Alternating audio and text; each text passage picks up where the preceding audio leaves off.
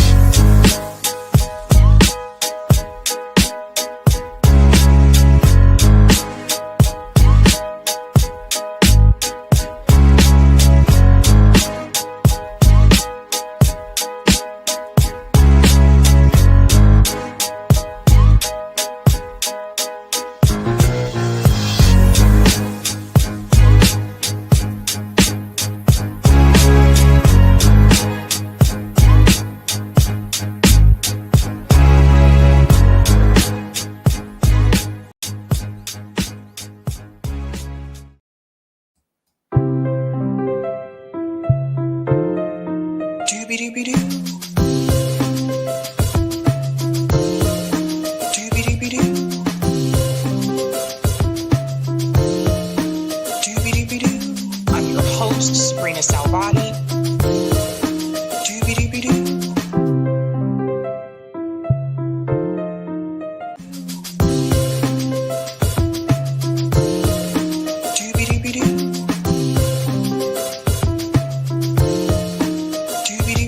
I'm your host, sabrinasalvati.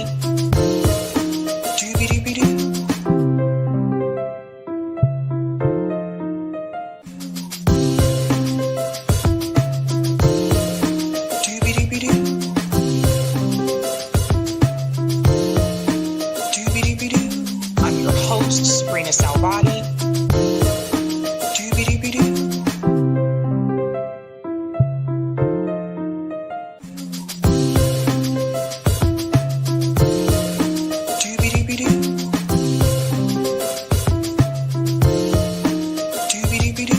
I'm your host, sabrinasalvati.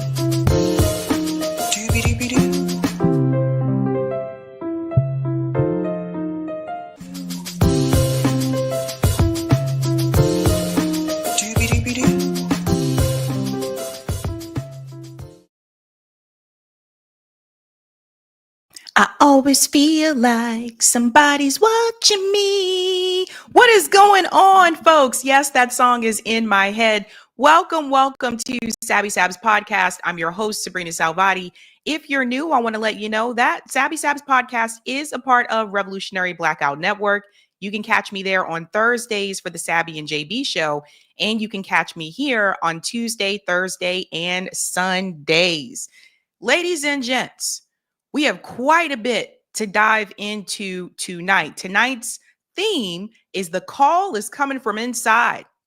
The call is coming from inside that house. Inside that house, ladies and gents. I want to give a shout out to everyone watching on Rockfin, YouTube, Twitter, and Rumble. Welcome back, guys. I want to start off by giving shout outs to people in the chat. And then, of course, we'll go into the thumbnail. We'll get started with Whitney as well. Quite a bit to discuss. Like I said, gents, shout out to Tyrone says, South Carolina present and accounted for, B1 FBA, Black Native USA, truth be told. Shout out to my comrade JB from RBN. Hello, Sabby and Whitney. I think that some people hate on Whitney because she gets so close to the truth that people feel threatened. A hit dog will holler, as they say. Have a great show. Love to all. Yeah. I agree with you. Shout out to CBC Voters says happy Thursday, Sabby and Eric. Greetings, Blockbuster says hi. Shout out to Ghost Star. What's going on, fam? Greetings. Gup1 says looks like the time got bumped back 3 hours. That must be a Rockfin thing. I think you're on Rockfin or no, Rockfin, Rumble. You're on Rumble. I think you're on Rumble. Yeah, it should be. Eric will tell me if it's not live on Rumble, but it should be. Shout out to Jay Forever says, can't wait. I absolutely love your program. You're one sharp lady, and you remind me of one of my best friends who was born and raised in Boston. Well, what's up, J4? Thank you so much. Shout out to Lorez says, hello, Sabby, Eric, Corey, RBN fam. Nice get, Whitney Webb. I'm sure she's highly sought after nowadays. Will you ask her about Michael Tracy? He challenged her Bree interview and other statements on Epstein. Thank you for that. Shout out to Moo says, happy Thursday, everyone. Greetings, Rain says, I love this community. I love reading the comments. I have such an informed and diverse group. Yeah, it is pretty diverse over here. I mean, we got people, people from different political ideologies watch the show. But I think one thing that everyone has in common is the corruption. I think people are tired of corruption, and I think people are tired of these wars. That seems to be what I notice. Okay, cool. All right. Shout out to Mr. says, you ain't reading all that. Free Palestine. Greetings, Callie says, I'm sure y'all don't agree on a lot, but would be interesting if you had MGT and Candace Owens. Oh, do you mean Marjorie Taylor Greene, you mean, and Candace Owens on? Yeah, we don't agree on a lot. We don't agree on a lot. That would be an interesting conversation. Shout out to Hannah says, popcorn, please. Greetings, Jimmy says, hi, y'all. Shout out to, whoops, I clicked on the wrong one. Shout out to Jose says, let's roll. We're rolling, Jose. And shout out to Little Wisdom is laughing over there. Greetings, Arcane says, everyone get your doobie doos ready. Greetings, Alippa says, hiya to Jim. Shout out to N3N says, hi. Greetings, Yusuf says, what a doobie do, everyone. Greetings, Killier E. Gorger says, woohoo, Whitney Webb on today, banger after banger. We have had a lot of guests on recently. I think everybody just seemed to be available at the same time or the same week, right? We have another guest on Sunday. Dr. Cornel West will be here. We're going to have a discussion about that convo that he had there with Norm Finkelstein. So he's going to be coming on. Shout out to Zen says, hello, everyone. And of course, my producer, Eric T. Red says, and so it begins. And so it does. Quite a bit again to get into. If you have not done so, start us off right by smashing that like. Thank you very much. Let's go ahead and show that thumbnail, ladies and gents, so you can see what we are discussing tonight. I don't know if you guys noticed, but I did change the live stream thumbnail. I did do that. It's time for a change. I don't know about you guys, but it was time to retire the blue, pink, yellow, and green squares. I've had those for so long. I've had them for years. It's just time for a different look. Okay, so of course, tonight, Whitney Webb, we're going to get into that conversation. We're also going to discuss Donald Trump threatens Vladimir Putin. You guys know that they have that summit that is coming up in Alaska. We're going to get into that. That should be an interesting meeting. We'll see how it turns out. I don't think it's going to go the way that Donald Trump wants it to go. We're also going to get into, this is a big one. Barack Obama has called Zohran Mandami. Yes, he has. Oof. Oh boy. Take a deep breath. Take a deep breath. We'll get into all of that as well. We're also, check my microphone connection. Oh, 1 second. No, it sounds fine on, oh, okay. Let me switch my mic.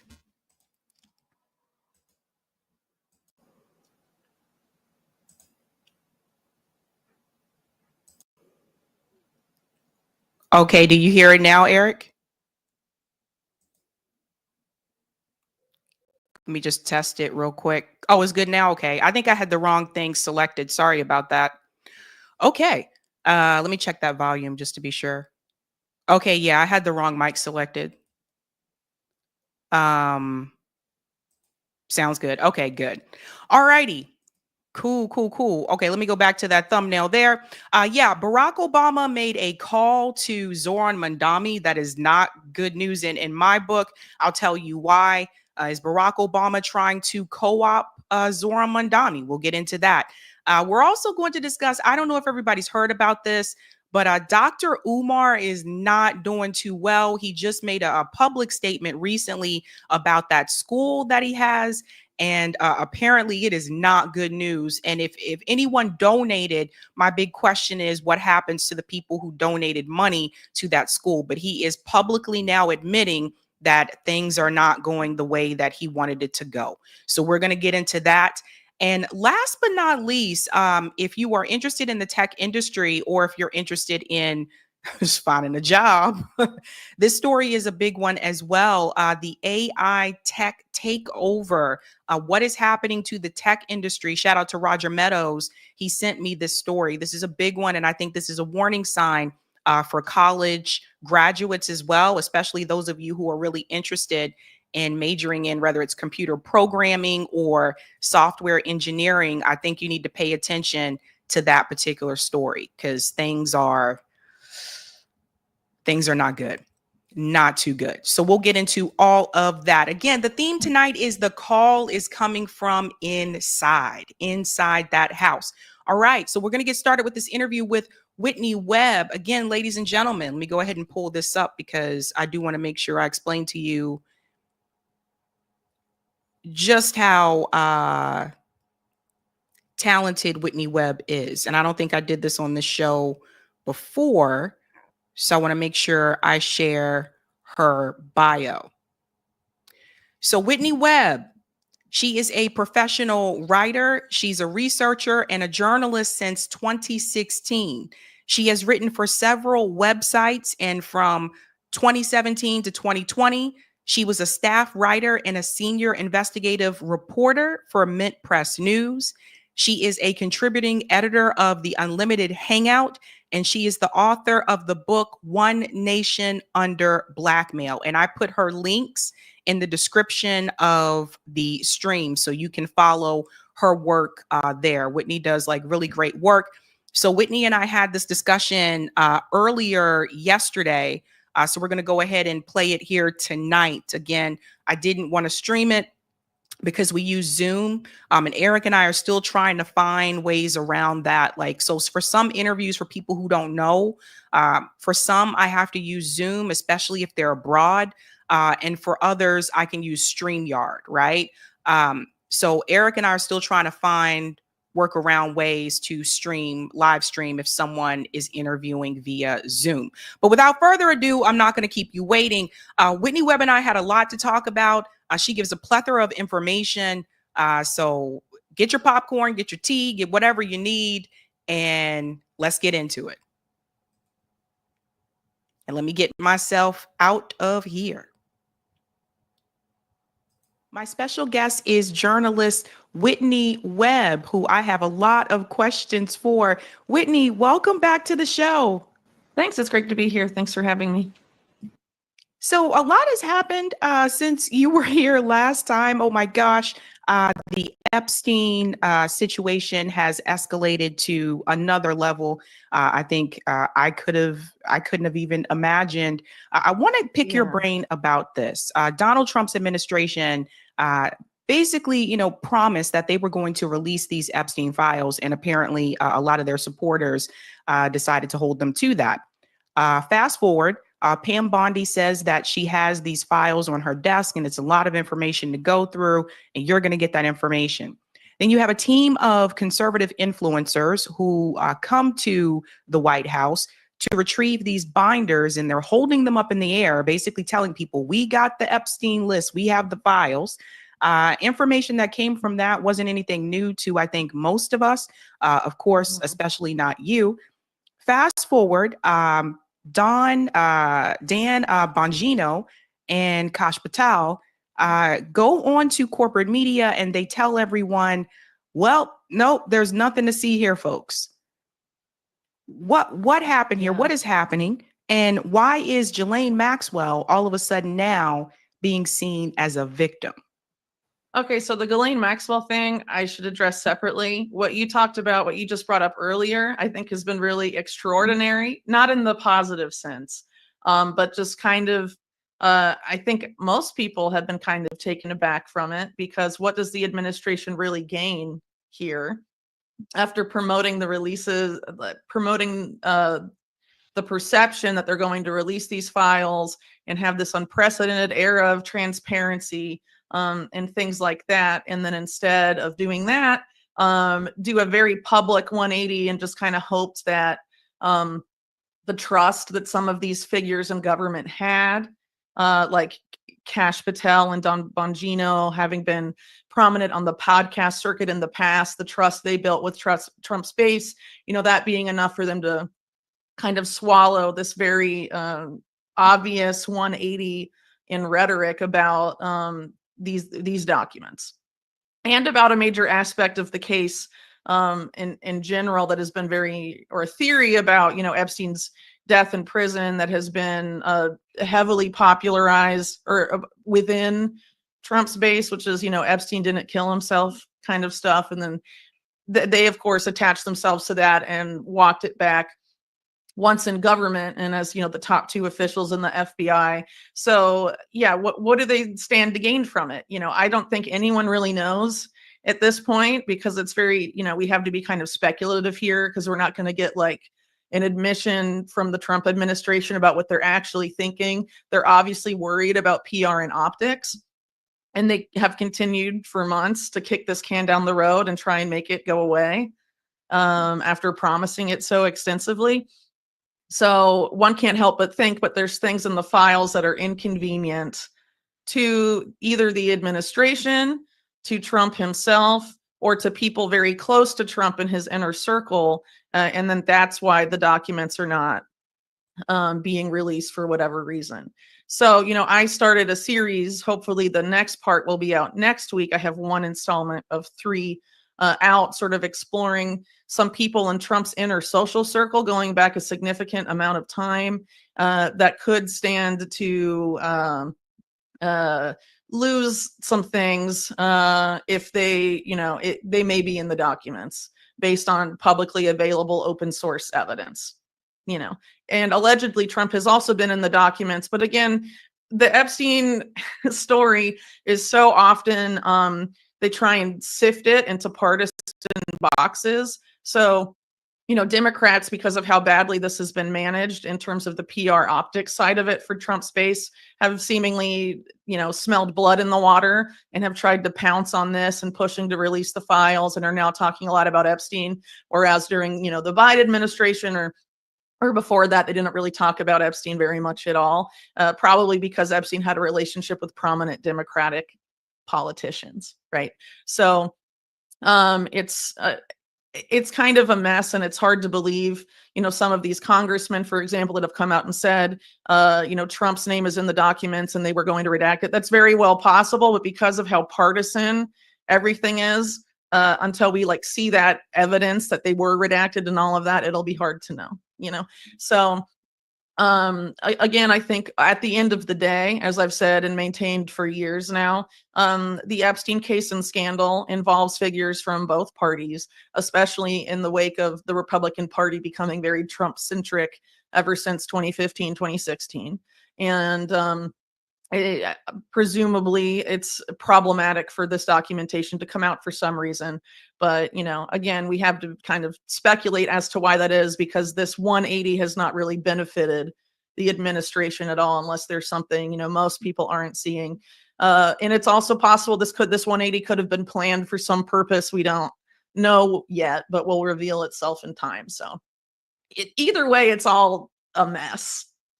And it's hard to know what's going on, especially because, Trump has now taken the line that it's a Democrat engineered hoax, the whole Epstein scandal. And he didn't say that back in the first administration when Epstein was arrested and then died in prison when he was president the first time.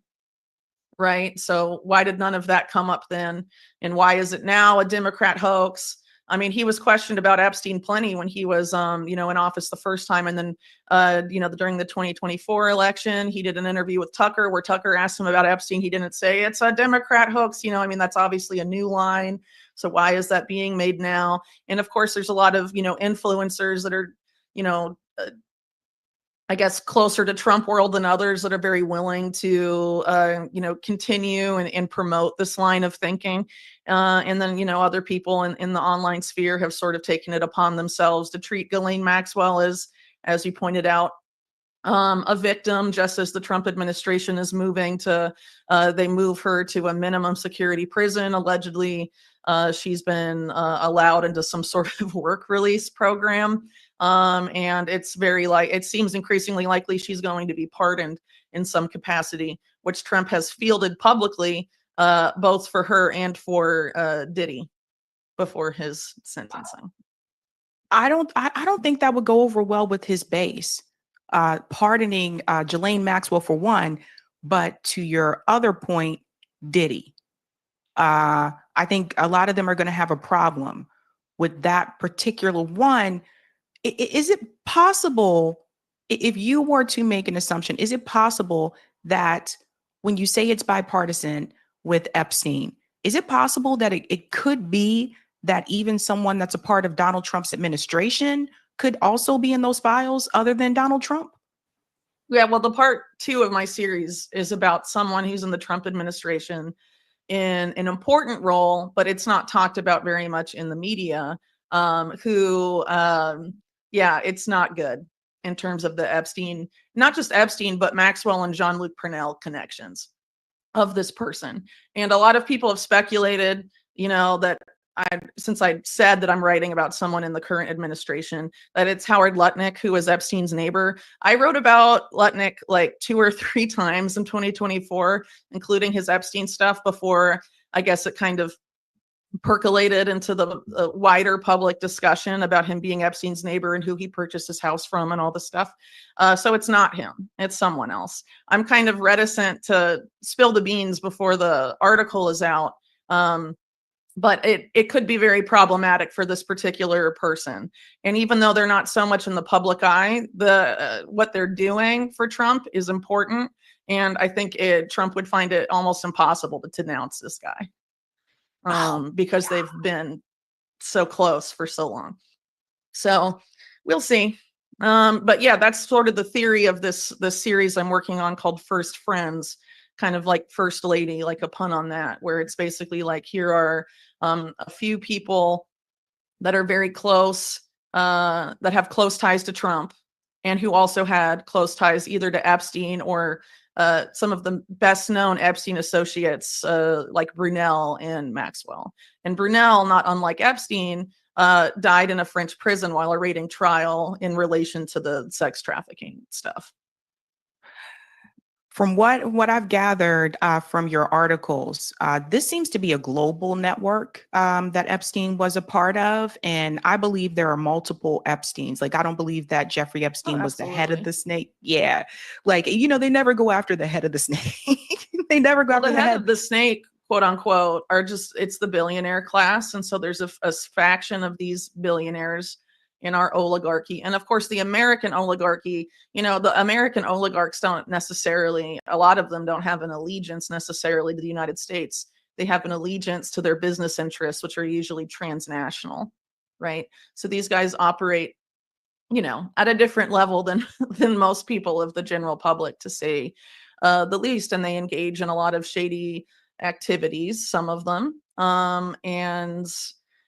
They can afford to do that. There's actually a long-standing history of this in the United States, beginning with like the Rockefeller family in World War II, of some of these oligarch families basically creating their own private intelligence agencies that work for them.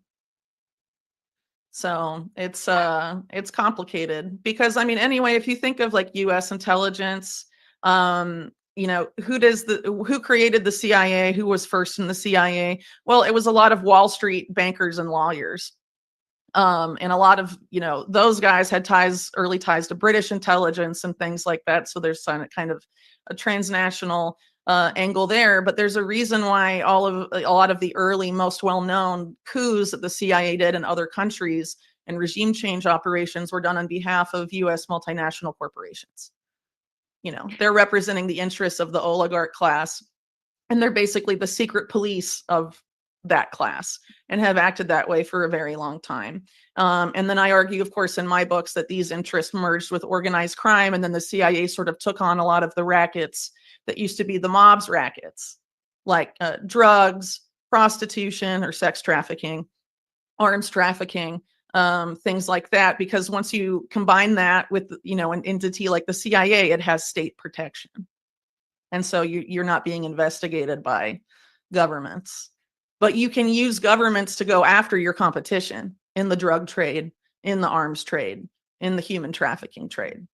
And you can be on top. And that's what I think ultimately the story is about.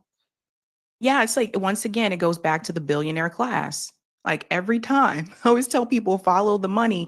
So speaking of that, the Diddy situation, I found your article about the Diddy Epstein connection. That was very, very interesting. And I read most of that to my audience. And that, I think, kind of woke me up about the music industry in particular and the ties that they have, like Universal Music Group.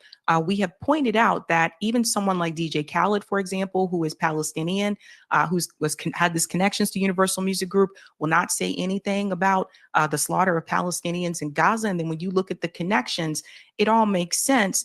How long do you think there's been those ties within the music industry where there's Zionist ties there? You mentioned Clive Davis, who has been brought up, I think, numerous times over the years. People have questions about him. And then connecting all that to Diddy, after reading your article, it seems like Diddy was basically like a puppet of sorts when you look at the music industry and the ties that it has to Zionism. Yeah. So basically the main companies I talk about in the piece are MCA, which later becomes Universal. And then I guess CBS, which, Clive Davis worked for some time before starting his own record label, Arista, which did that, joint venture with Diddy's recording interests in the 90s. And so basically MCA Music Corporation of America, has longstanding ties to the Jewish mob in the United States. And so when I talked about, the CIA getting in bed with organized crime interests, that organized crime interest in particular is sometimes referred to as the National Crime Syndicate.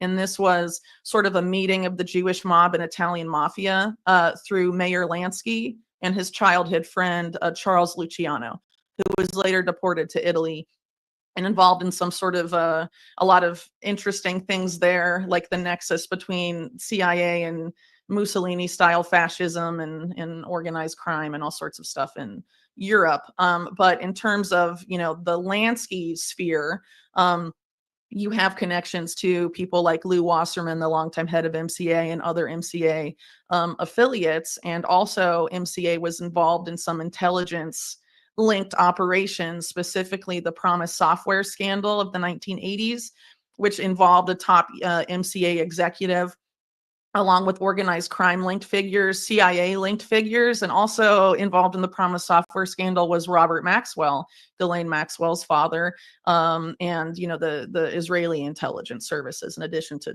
U.S. linked intelligence. And is a really crazy scandal that takes a long time to sort of sift through all the different aspects of it and understand. But a lot of it was about putting backdoors in software, but also it involved aspects of covert weapon development and biomedical experimentation, like gain of function kind of stuff. I mean, it was a very crazy thing. So why would MCA be involved in that? And then, MCA later was sold to the Bronfman family, who have organized crime ties that go back to really the rise of their dynasty. They're known as sort of they were once the top dogs of the liquor industry. This is because they were in Canada. They were sort of able to manipulate the situation with American prohibition and because it was legal in Canada when it was illegal in the US. So they were able to produce a lot of liquor and then have it bootlegged to the US across the US-Canada border, and made a lot of ties to organized crime who were involved in the smuggling of that liquor, particularly with some of these Jewish mob linked figures. And that persisted with the Bronfman family since then. And the Bronfmans also have ties to, figures like Leslie Wexner. They co-created this billionaire study group, or the mega group, as they've called it, which a lot of the known members of it, because it's not like they publish a membership roster online. It was reported by the Wall Street Journal in the late 90s, some of the names of the billionaires that were part of it, and most of them have ties to organized crime, historically, if not currently, including Wexner. And so Edgar Bronfman Jr., whose name is in the Epstein Black Book, basically took over the music interests of Universal and thus MCA. And I haven't finished my series on Diddy Epstein stuff overlap. But basically, Diddy gets very in bed with Bronfman Jr. in the early 2000s through Warner, which all gets folded into this Bronfman controlled aspect of the music industry.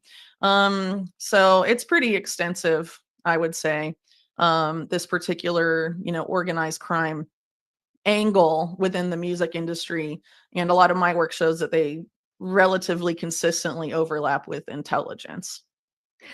You also talked about the gangster rap field in the hip hop music industry, and the connection to the prison industrial complex, where it seems as though there was a push for gangster rap in order to feed into the private prison system. Yeah, so this was alleged by whistleblowers and some other sources that I note in the article, that seemingly there was an effort to engineer the rise of specific types of hip, sort of to commandeer hip hop and its popularity in rap, and use it to try and basically cultural engineer urban youth to engage in crime for the purpose of filling private prisons. And so people have said in and out of the industry that this continues to today, and that some of the music industry, there's music industry overlap with the private prison industry. And yeah, as I noted in the article, there is an overlap there, as I mentioned earlier, with this shady behavior related to the Promise software scandal that top MCA figures were involved in.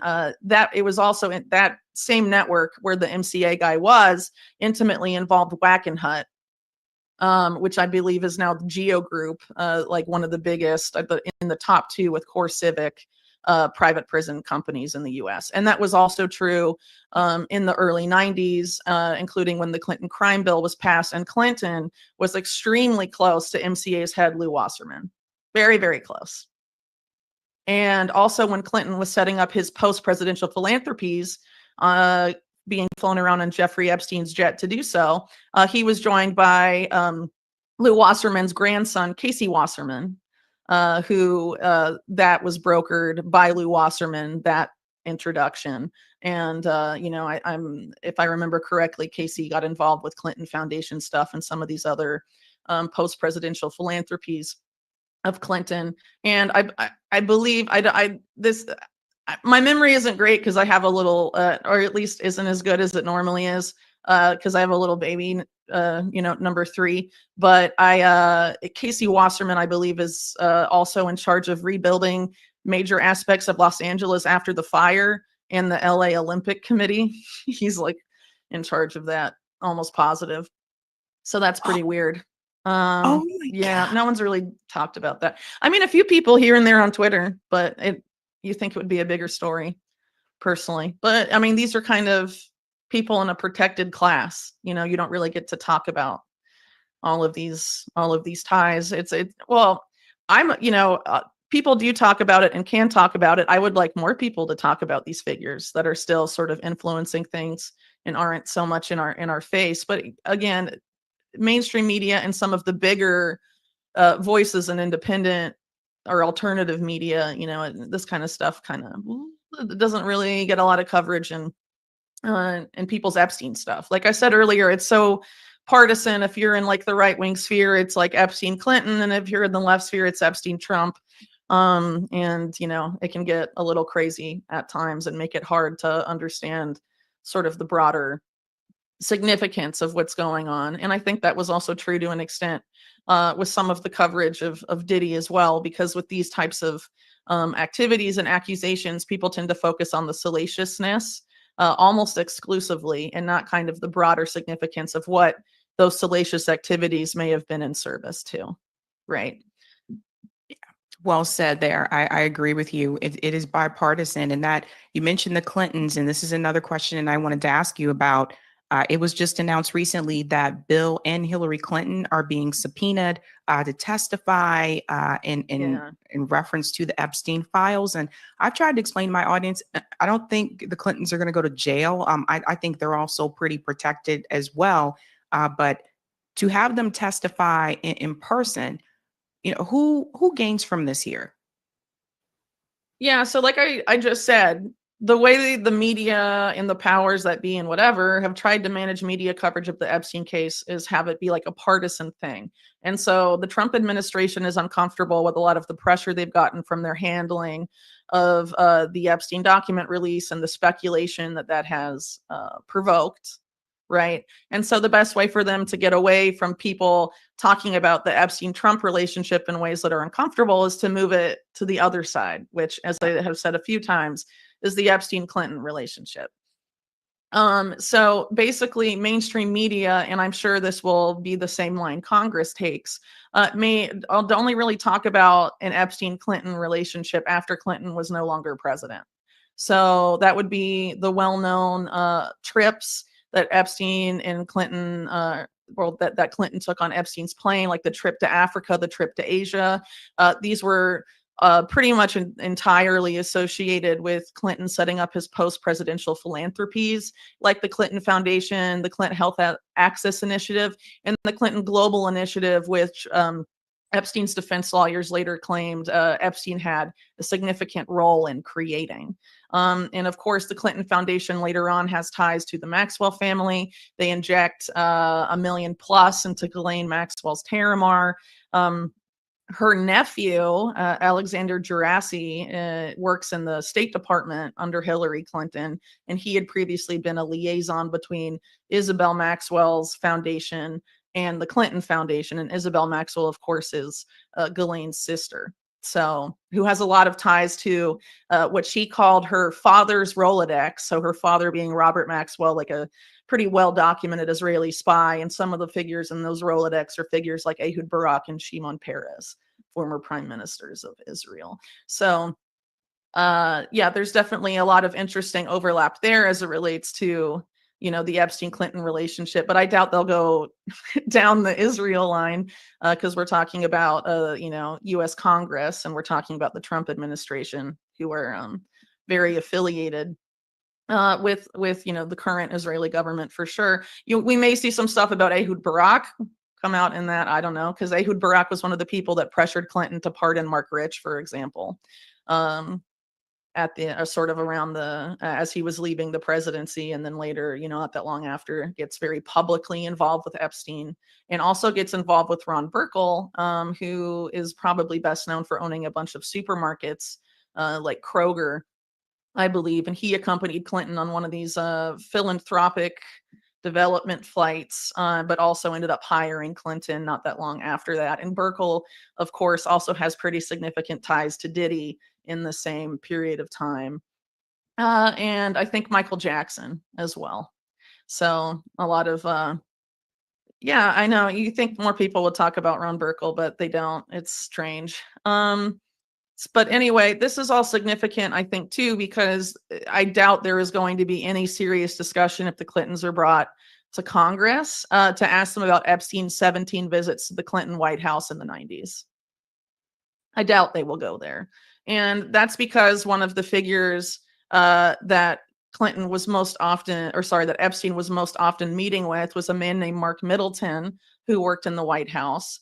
And Mark Middleton, after it was reported, I think first by the Daily Mail, the full extent of the meetings at the White House, and that Middleton was the main guy he was meeting with, died of a very honestly impossible suicide. And the images and forensic evidence collected at the scene of his death were sealed by a court like right after, so no one can look at it. Speaking of, oh, go ahead. Yeah. No, I was just going to say he was found at this property owned by this NGO called Heifer Ranch, hanging from a tree with a shotgun blast to the chest. Seems pretty improbable. And that was the same year that John-Luc Brunel died in prison. So there's like a lot of weird stuff here. And I sort of posit, well, not sort of, I do posit in my book reasons why Epstein would have been meeting with Middleton during this time, because Middleton was basically involved in the scandal that's remembered today as Chinagate, but it was really the second coming of Iran-Contra, I think. And Epstein at the time, through Leslie Wexner, had taken control of Southern Air Transport, the long, it used to be owned by the CIA, and then it was indirectly owned by, CIA people, and was, the main airline of choice for Iran-Contra for smuggling drugs and arms and all sorts of things. And so when Leslie Wexner bought it, and at this point Epstein had power of attorney over all of Wexner's affairs and was basically running his portfolio, it moved from headquarters in Miami, where it was going to Latin America and back into, Mena, Arkansas, and all of that. Instead starts going from Columbus, Ohio, where Wexner is based, to Hong Kong. And what were they trafficking? Right. I just saw something recently. It was a documentary about what happened to Abercrombie and Fitch. And there's a lot of focus on the former CEO there. And there was a connection there with him to Wexner. And it's interesting because it was just like, I think about a year ago, I covered where he was also arrested for sex trafficking, but he was released on bail. It seems like there's a connection here to the modeling industry as well. I noticed you wrote about Naomi Campbell and how she. Yeah, I'll have a lot about that in my next piece. A lot about that. So I'd be happy to come back on and talk about it when it's out, because there is absolutely a lot going on here with the model industry, especially the John Casablanca's founded firm, Elite Model Management. And one of the people that I'll be writing about that's in the Trump administration right now is actually a protege of John Casablanca's, from my research, that got very involved with Trump in the 1990s. So there's a lot of very strange things going on around that, and sort of the elite hosted Look of the Year contests, which basically have teen girls. And a lot of the winners seem to marry older, wealthy men, like as soon as they're legal. Or, if you're John Casablancas, you marry them before you're legal by going to another country and tell people publicly that you like child women. It's a quote. It's messed up. Oh to my say the least. God. But I would, I don't want to talk about an article too much before it's out, but there is a lot there that is very uncomfortable and needs to be, I think, very much looked at. But I would say, for example, I here trying to think of the best tidbit to drop. So basically, Elite, its European branch was run by a guy named Gerard Marie, who was accused by a litany of women of all sorts of terrible crimes, including assault and trafficking. And he didn't go to prison for it, but a lot of women came forward, and one of the accusers of him said that she was basically set up with the weapons dealer Adnan Khashoggi, that Khashoggi paid Marie 50 grand just to meet her, and that she was pressured by him and Khashoggi into basically becoming his girlfriend when she was very, very young. And this is in the 80s. Khashoggi is was allegedly, according to Vicky Ward, a client of Jeffrey Epstein's at the time, and was one of the main figures in the Iran-Contra operation, which was CIA and Israeli intelligence. And Robert Maxwell was involved in Iran-Contra, and a lot of these figures that you see in the Epstein scandal as well. So, I mean, it seems like it branches out a lot more than, people would like to think, to say the least. Yeah, I've noticed that. It's also interesting to me too. Another thing that I was looking at recently, There was a CBS this morning, and I was surprised they were the ones that aired this. They showed a different video footage view of Jeffrey Epstein's cell that was not, of course, the same footage that was released by Kash Patel and Bongino.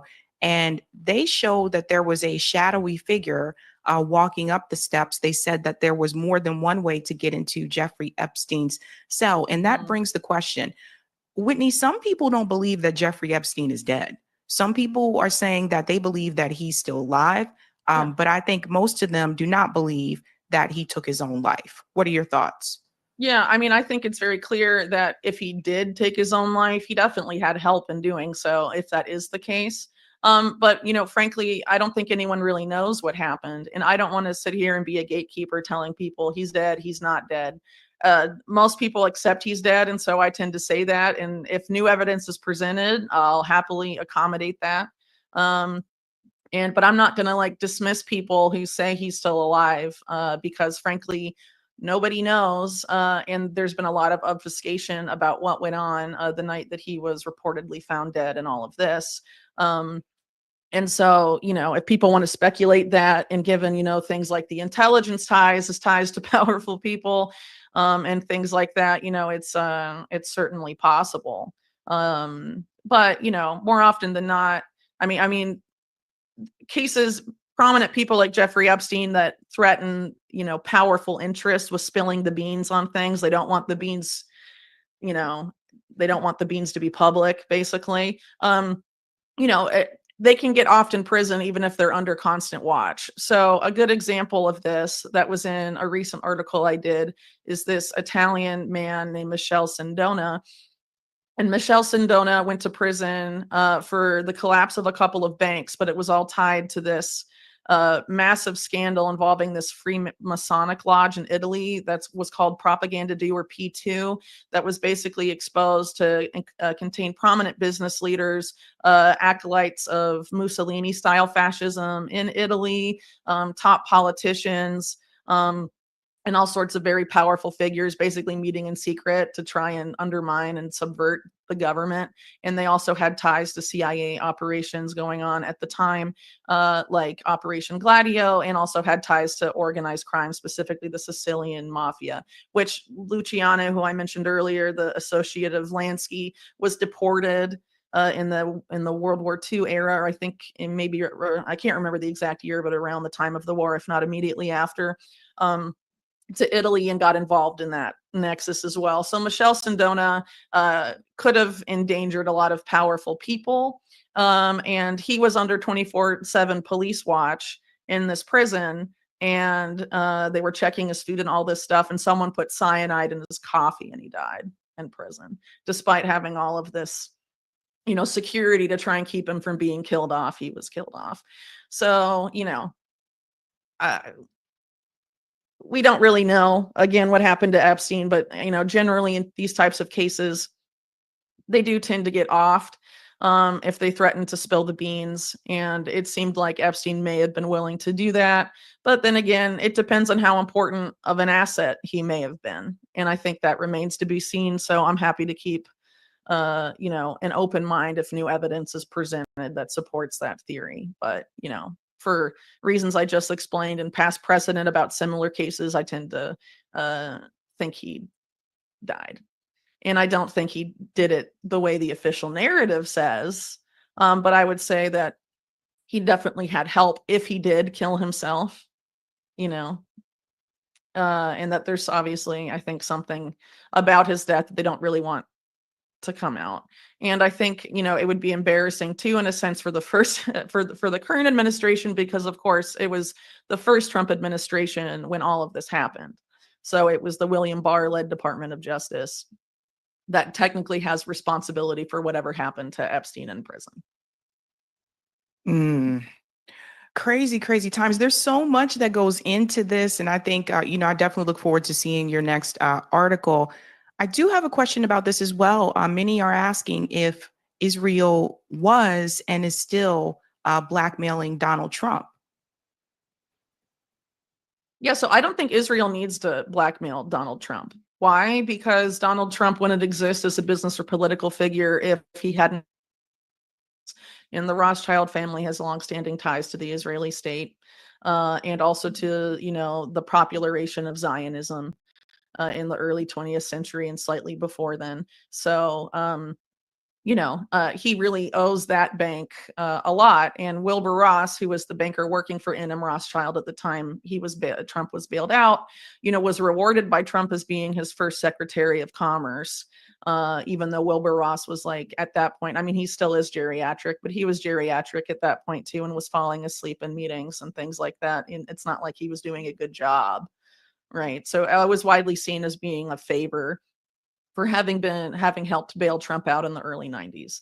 And it's interesting how Trump sort of got involved in those issues in the first place, because in 1987, I believe, he took a controlling stake in this company called Resorts International that had been linked to organized crime interests, specifically Lansky in the Caribbean. For many, many years, and was allegedly created as some sort of CIA front involving the Dulles brothers, who had organized crime connections also. So he took a controlling stake in that and used it to sort of expand his holdings in Atlantic City, which at the time they were trying to make into the new Vegas, basically. And then that same year, he buys like Adnan Khashoggi's yacht, which Adnan Khashoggi had previously used for sexual blackmail, as I note in my book. And then he starts popping up on, or Trump does, on Robert Maxwell's yacht, the Lady Ghislaine, taking pictures with Maxwell, a senator for the late former Senator John Tower, who was Robert Maxwell's main accomplice in his aspect of the Promise software scandal. And then Steve Ross, who I think was CEO of Time Warner at the time. And Ross basically started his company that later took over Warner Brothers, using an organized crime run company. And so there's just a lot of, obviously a cesspool of this world. And it really shouldn't be surprising that Trump would inhabit these kind of social circles, because his mentor was a man named Roy Cohn, and Roy Cohn was involved in, sexual blackmail activities at the Plaza Hotel, which Trump later bought, and then later, had teamed up with elite model management of Casablancas to host Look of the Year there for a few years. And, sorry, I lost my train of thought. Sorry, a lot of pieces to keep track of here, but basically he's in this, Robert Maxwell world. And sorry, I was talking about Roy Cohn. And Roy Cohn not only was involved in sort of those, sexual blackmail networks, he was also pretty much it's very easy to document, a bridge between organized crime and political power in the US. He was involved in the Nixon administration. He was involved in the Reagan administration, while also serving serving as lawyers for top mob bosses, basically. A lot of it also goes being back- Donald Trump's lawyer and lawyer for like Studio 54 and some of these, shadier nightclubs, which is actually supposedly where Trump met Casablancas of elite models. So a lot of it just goes back to corruption. A lot of money and corruption. It seems money like. and power in New York City it obviously involves corruption, I think. If you look at it over the decades, no question there. You have to be part of a club to get in to politics there, for sure. And the upper echelons of power. It's, you have to be part of the modern mob, basically. Wow. This is why I look at all the wealthy people with the side eye. Like, how did you get there? And speaking of wealthy people, this is in the news recently. Of course, Donald Trump has decided to take over DC, and he is saying that crime is the issue. The numbers don't show that. DC crime has actually gone down. But what was brought to my attention is this idea that Donald Trump agrees with, which is called Freedom Cities, which is also something that is pushed by Peter Teal, apparently, where going back to the old days where we had company towns, where it's like, it seems like corporate takeover of these the modern towns. version of that with programmable stable coins. Yeah, I mean, that's pretty much where they're trying to take things. But I am not an expert on the Freedom Cities. I would encourage you to interview Ian Davis, who basically covers that beat for my site, Unlimited Hangout, and is having an upcoming piece on Freedom Cities and has written about some of this other stuff in a series he did all about the Teal verse. And their vision for what they, the government corp technique, the gov corp technate model, which is basically, privatized government, but you're privatizing the state, but you're not necessarily you're not removing the authoritarian capacity of the state. So you're basically taking the state and then just making it a corporation, and the CEO runs it like a dictator. This is the ideology of Curtis Yarvin, sort of the house philosopher of the Peter Teal network, who honestly, I mean, it's kind of crazy. Like during the COVID era, a lot of people were outraged by the World Economic Forum and Klaus Schwab and you'll eat the bugs and live in a pod. And Curtis Yarvin has some quotes where he basically says that the humane alternative to genocide is to force people to live in pods and wear VR helmets and entertain them and keep them fat and comfortable. I'm paraphrasing, obviously, but worth looking into the guy. He's very influential, more than you would think right now. So I think there has been kind of a concerted effort to take policies that people were outraged about, like during COVID, that were authoritarian, and sort of brand and repitch a lot of them as coming from the so-called libertarian right that has been financed by Peter Teal. But Peter Teal is not a libertarian. He likes to claim he's a libertarian, but he says, free market competition is for losers. If you want to get rich, build a monopoly. And Peter Teal has built his monopolies with the direct involvement of three-letter agencies of the U.S. The most obvious being Palantir, but also when, they were creating PayPal, they went around to every three-letter agency that would talk to them. So, I mean, this is a long-standing effort with these people. And Peter Teal, I would argue, has been honestly a social engineering genius in rebranding neoconservatism as edgy and libertarian, because libertarians used to be anti-war and now a lot of them are not. Wow. And you could thank Peter Teal for that.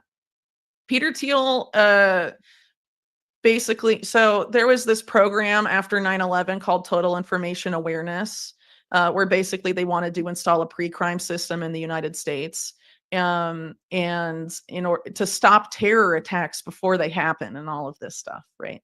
And it was defunded by Congress because they rightly pointed out that it would erode Americans' constitutional rights and eliminate the right to privacy entirely. And so they defunded it, but they didn't get rid of all of its programs. And then the guy that was running Total Information Awareness was this guy that was the top official in the Reagan administration, arrested for Iran-Contra, and he was pardoned by William Barr when he was Attorney General the first time. Poindexter was his last name. And so Peter Teal and Alex Karp, when they're making Palantir, go to Poindexter, who they considered basically the godfather of surveillance, and were like, how do we remake this as a private company? And they did that with the help of Richard Pearl, who was in the Bush administration at the time, considered one of the architects of the Iraq War, who's been a longtime agent for Israel embedded in the US government. He wrote a document called, oh my gosh, I can't believe I'm blanking on the name right now. That's so embarrassing. But basically he wrote this policy document for Netanyahu when Netanyahu first came to power in the late 90s, being largely propelled into that role with the help of Ronald Lauder, an American billionaire. And the document basically said, like, we need to overthrow Saddam Hussein, and I also believe the Assad dynasty of Syria for Israel. And so, and then previously Pearl had a lot of other very suspect ties to, the Israeli state that should have gotten him thrown out of government forever, but did not. And so this is basically how Palantir comes to be, in addition to heavy funding from the CIA through NQTEL. And basically, Karp has admitted that Palantir was always intended to have the CIA basically be their main client. and that they, the CIA was their only client for their first several years of existence as a company. And Palantir engineers went to CIA headquarters in Langley, Virginia, every 2 weeks for several years, having the CIA tweak their product. Intimately involved in this was one of the top chief information guys. I think the top executive, the CIO of the CIA, was a guy named Alan Wade, who, while he was in the CIA, co-founded a company called Gilead with Ghislaine Maxwell's sister, Christine Maxwell. So, this is basically the company that contracts for all 18 intelligence agencies and knows everything about you, according to the New York Times, and probably according to Palantir themselves. And Trump has been openly building databases on people with Palantir. Of course, most people know that they're doing that with ICE, but the administration announced not that long ago that they're doing it for everybody.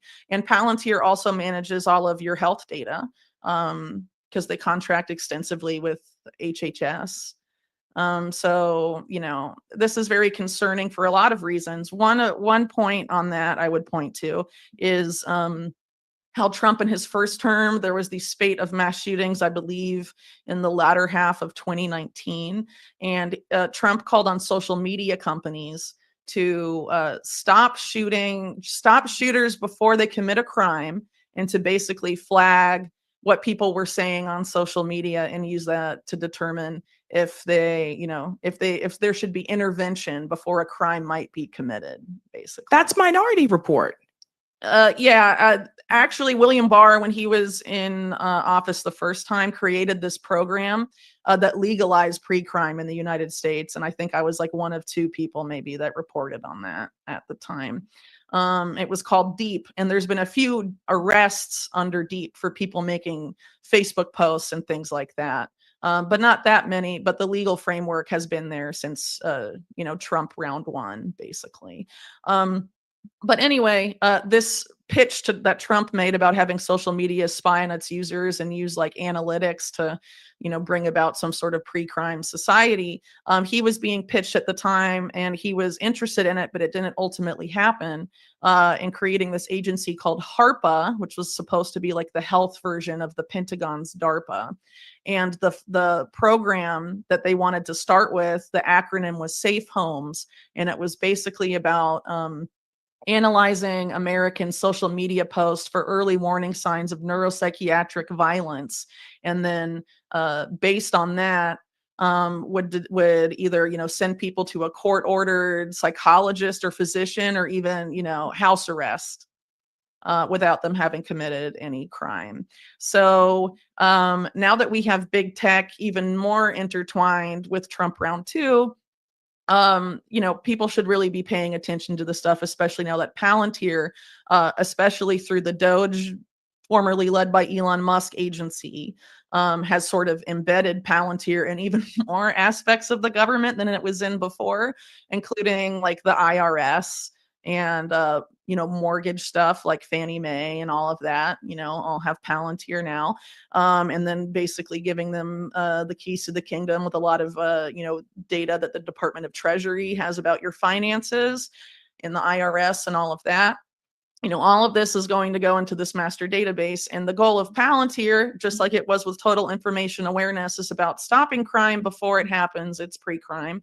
And Palantir did that, for a few years, several years, in police departments around the country, piloting predictive policing programs, which is pre-crime, and mainly low-income minority neighborhoods, starting off in New Orleans. And now you have other companies besides Palantir that do this. There's one in LA called Predpol, and they have an accuracy of 0.5%. And they haven't gotten rid of the contract. So it's not really about better, more efficient policing. I mean, that's what it's going to be sold as.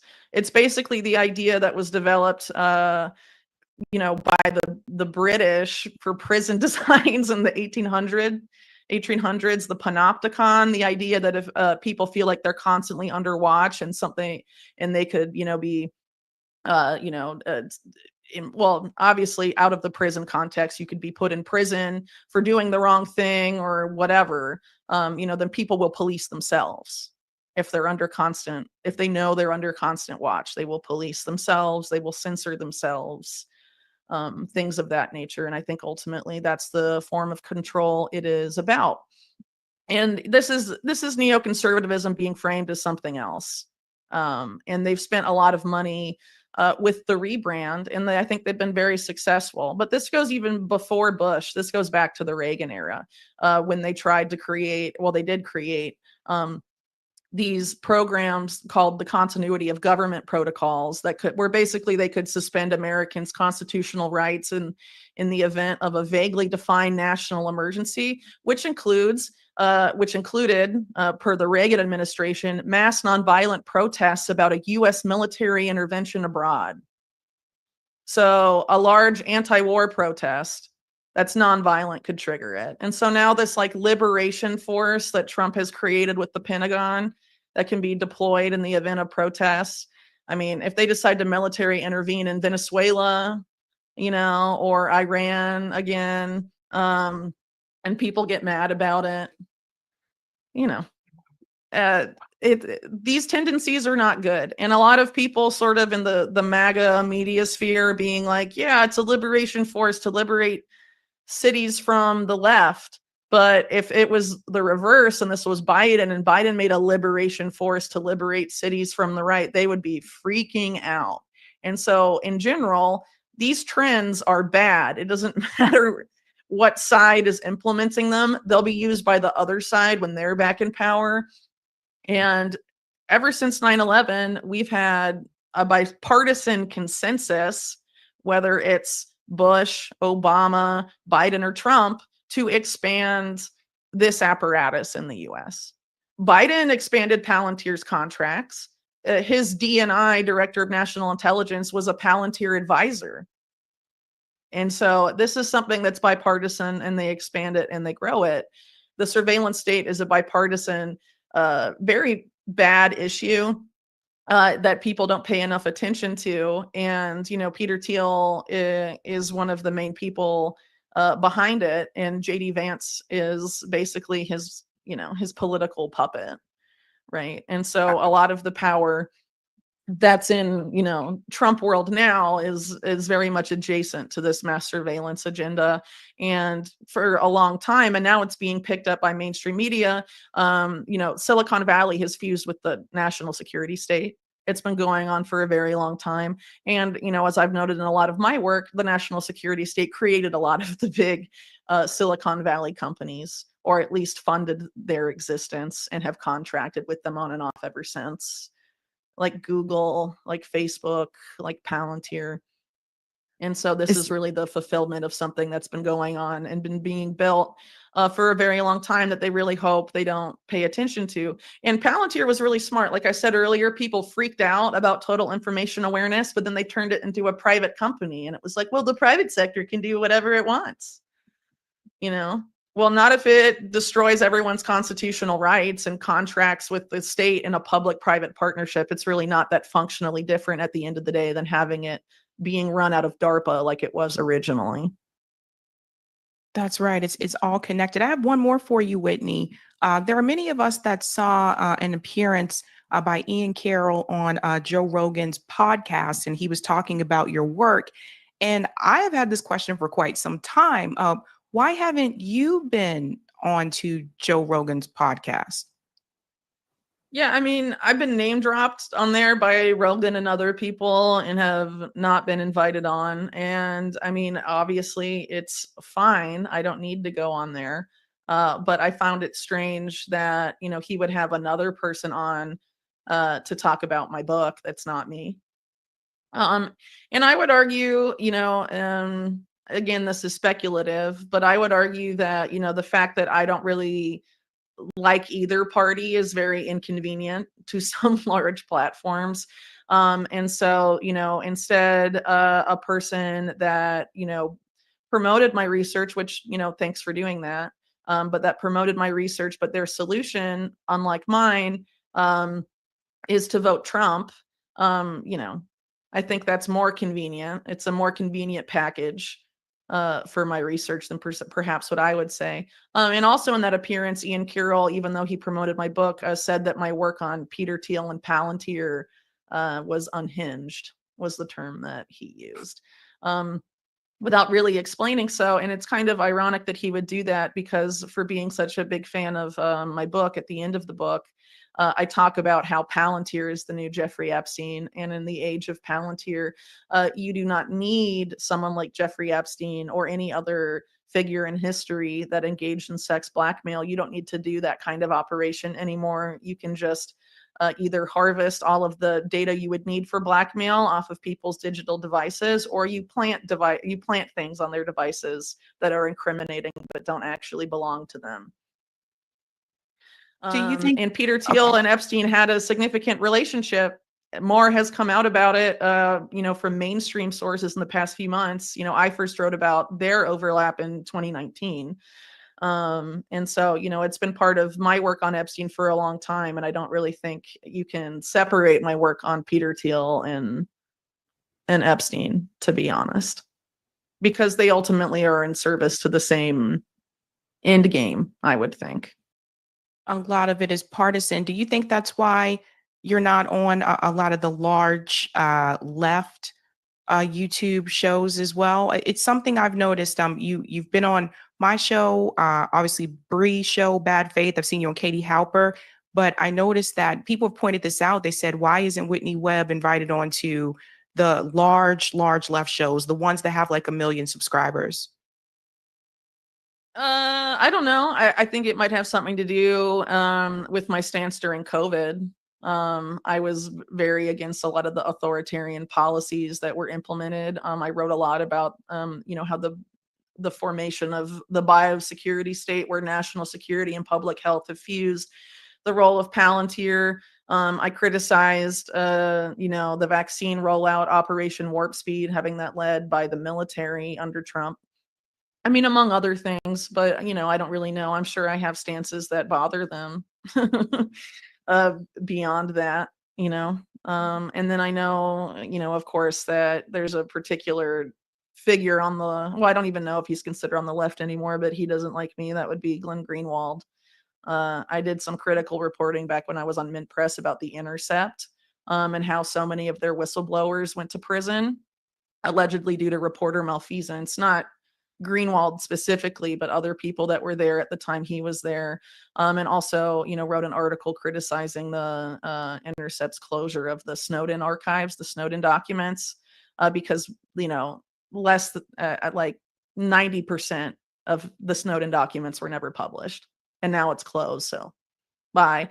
And I, talked about how the owner of PayPal, Pierre Omidyar, was also the owner of The Intercept and PayPal, and also Omidyar's eBay, had longstanding connections to, intelligence world. And Pierre Omidyar was one of the most frequent visitors to the Obama White House and things like that. And Greenwald said that Omidyar had no influence on The Intercept at all at the time, and really does not like me. So, Oh my gosh, I didn't know. Oh, it's my okay. God. I mean, I went hard at Greenwald for that because I thought he was the greatest when the Snowden stuff came out. And I found that very disappointing. So I don't know.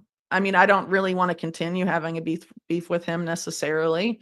And I stand by my reporting from that time. I don't think it was right what happened to Reality Winner and some of these other people that went to jail, because I thought it was safe to send documents to The Intercept. Well, I think that your work is great. I think you do a great job, and a lot of us learn quite a bit from you. I look forward to reading your next piece, which should be dropping, I believe, next week, you said? Hopefully. I mean, snags happen. I have kind of a busy personal life right now. And also, things are kind of crazy professionally too. So hopefully next week. But we have a lot of exciting projects coming up at Unlimited Hangout, including, a print magazine. Hope to have another book out by the end of the year, among other things. So for anyone that's interested in what's coming up from Unlimited Hangout, you can sign up for our newsletter via unlimitedhangout.com. Or, you can follow me on Twitter or whatever, but, it's best to sort of take the algorithm middleman out, especially when, they're connected to the military industrial complex as extensively as Elon Musk is. Maybe not best to have all your eggs in that basket. Well said. Whitney Webb, thank you so much for your time. Thanks. No, my pleasure to be back.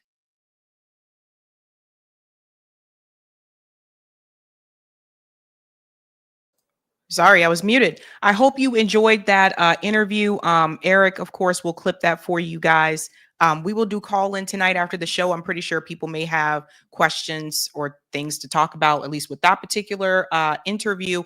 And we have other stories to get into as well. Again, tonight's theme is the call is coming from inside. And we want to make sure that we give a shout out to patrons as well before we continue on with the other stories. Don't want to forget about them. Shout out to everyone who is a Sabby patron. Thank you guys so much for your support. If you are interested in being a patron, I have 5 categories for you. Ultimate, Sabinators. Don't forget about Sabsters. We also have Sabbies. I think everybody likes them as well. We also have a group called Members. All of their names are listed here. And one day I will make this look a lot prettier. I'll have to figure out how to do that. And you can also see their names scrolling across the bottom of the screen on the ticker. Thank you guys so much for your support. Really do appreciate you, fam. Let's go to some of the comments and then we will dive into the next stories, ladies and gents.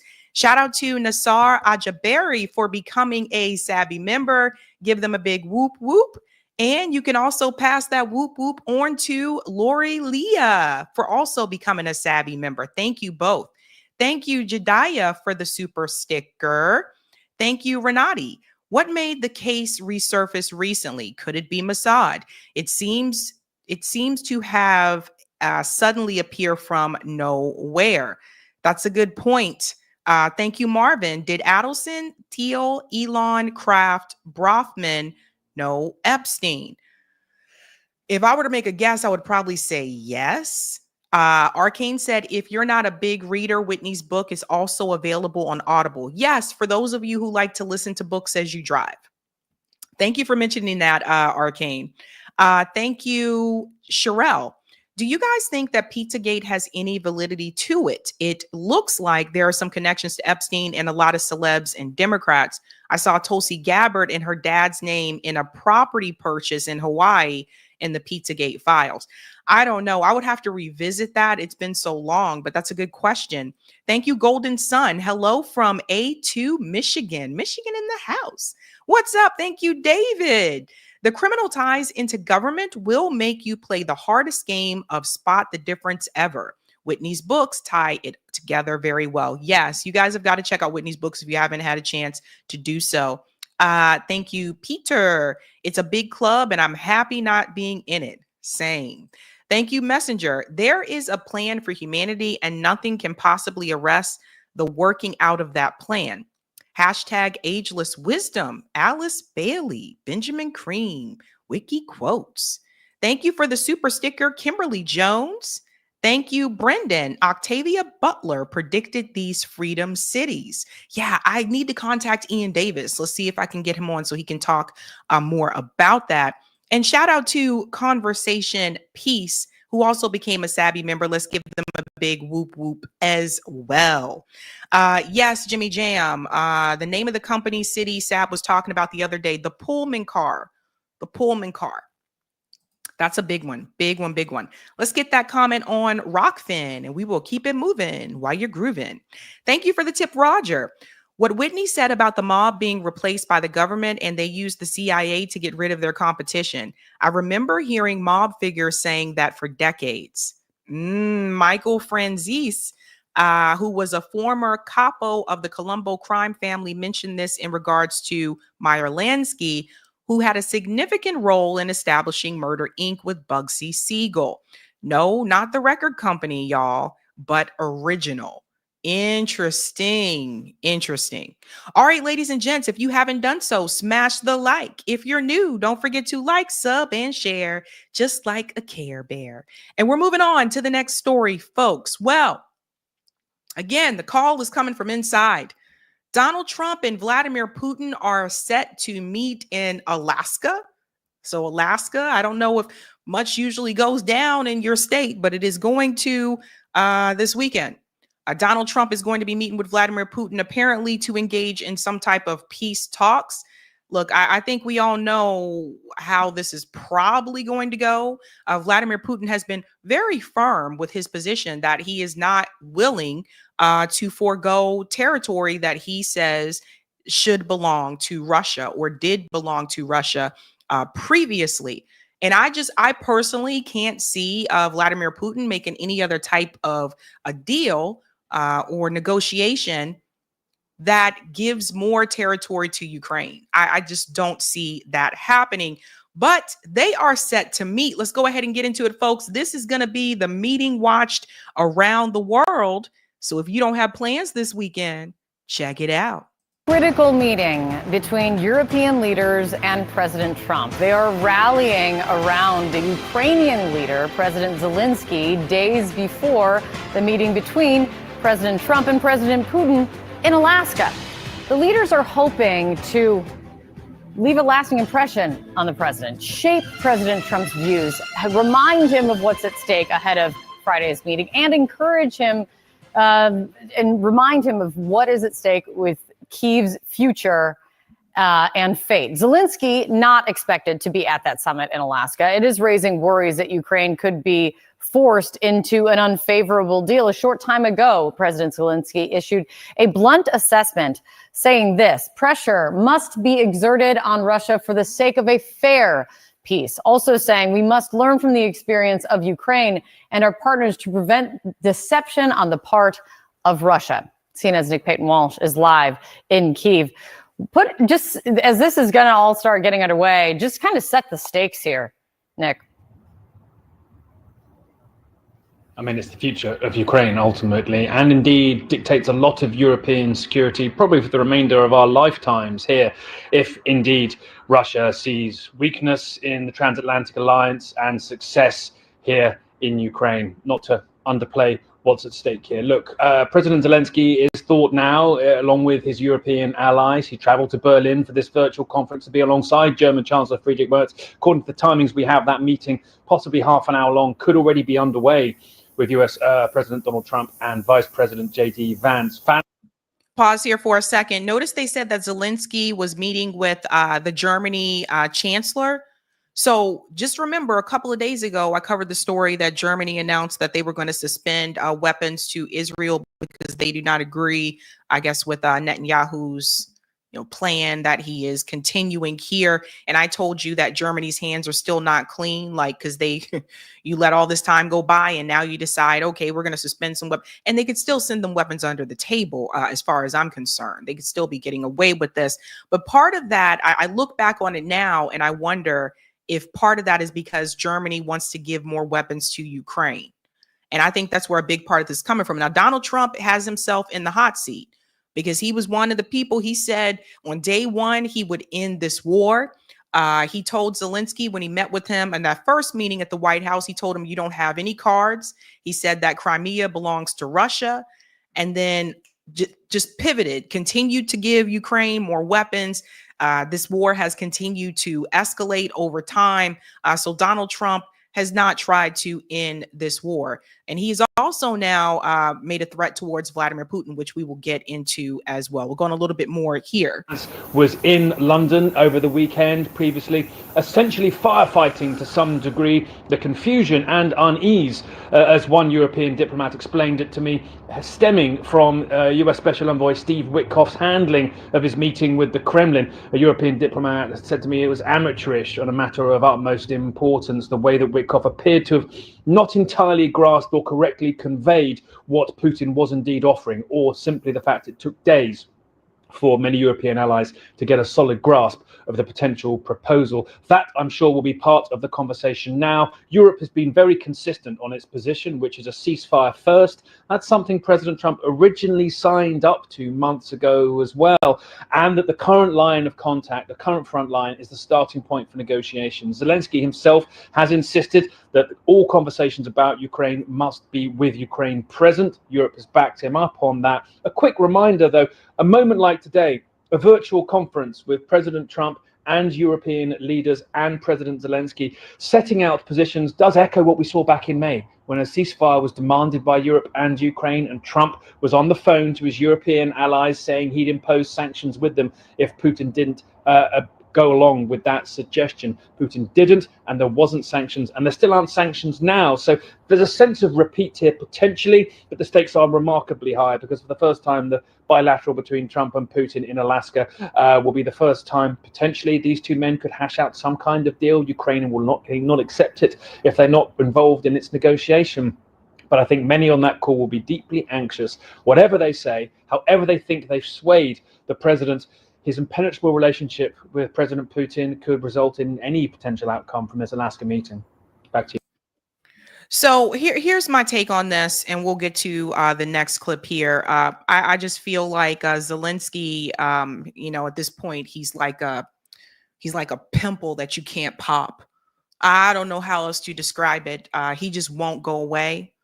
And I feel like the demands that Zelensky is making, he obviously knows is not realistic to what Russia wants. And in the meantime, more Ukrainian people continue to die. They continue to drag men off the street, throw them into vans to make them go fight.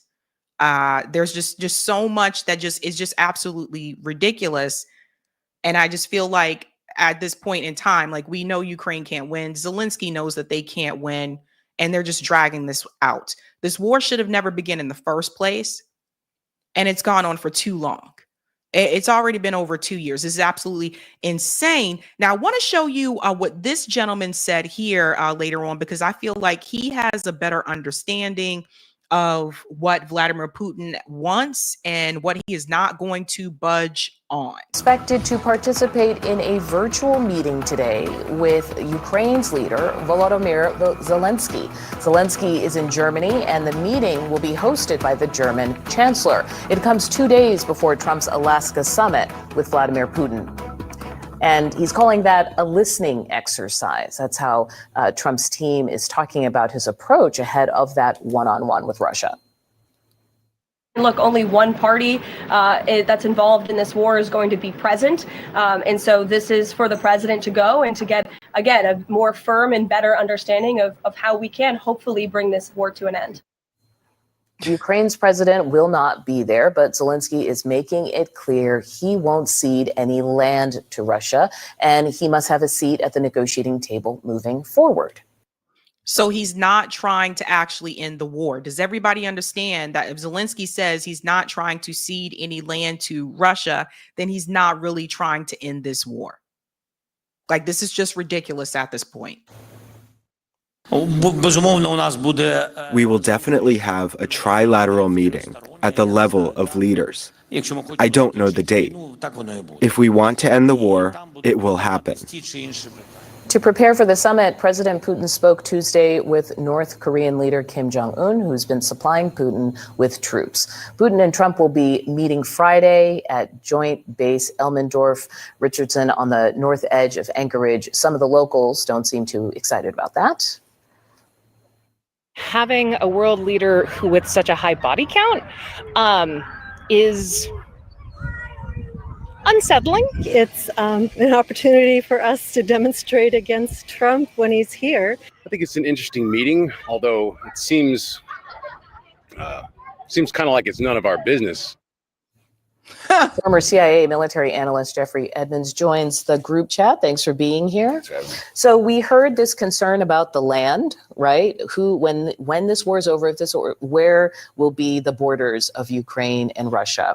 And I also recall that the president, eked out a resources deal with Ukraine. Is all of this conversation around land and resources? I think that one of the misunderstandings that the administration has had going into this all along is that Putin just wants land, that he wants the Donbass, but that's just not what this is about. That's not why he invaded Ukraine. He invaded Ukraine to demilitarize Ukraine, to denazify Ukraine, and to really conduct regime change. And so as long as that hasn't happened and Putin thinks he's winning, and he is, then you're not going to see any kind of meaningful peace deal come out of a land deal. If you think Putin is winning, what do you think is the point of this meeting? Pause here for a second. So everyone take a look at this. Russian troops present is the red territory, and then regained by Ukraine since February 24, 2022 is the yellow territory that you see here. But did you hear the point that he just made? Vladimir Putin is not going to agree to any deal that involves him, giving more land to Ukraine, or not, especially not getting back Crimea or the Donbass. I mean, it's so obvious. Now, she said, then what is the point of this meeting? And I think that's the question everybody should ask, right? The point is to give people, I think, the impression that they're trying to wrap this up. But Vladimir Putin has been very clear about what he wants and what his demands are.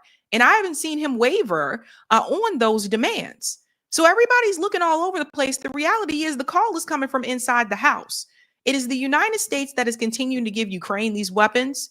It was the United States that agreed with NATO pushing towards this war in the first damn place. This goes back to 2014. They've been wanting this. They've been wanting to have some type of a war with Russia. Now, it's a proxy war because the U.S. isn't there fighting, but they're definitely involved. They're doing it via NATO.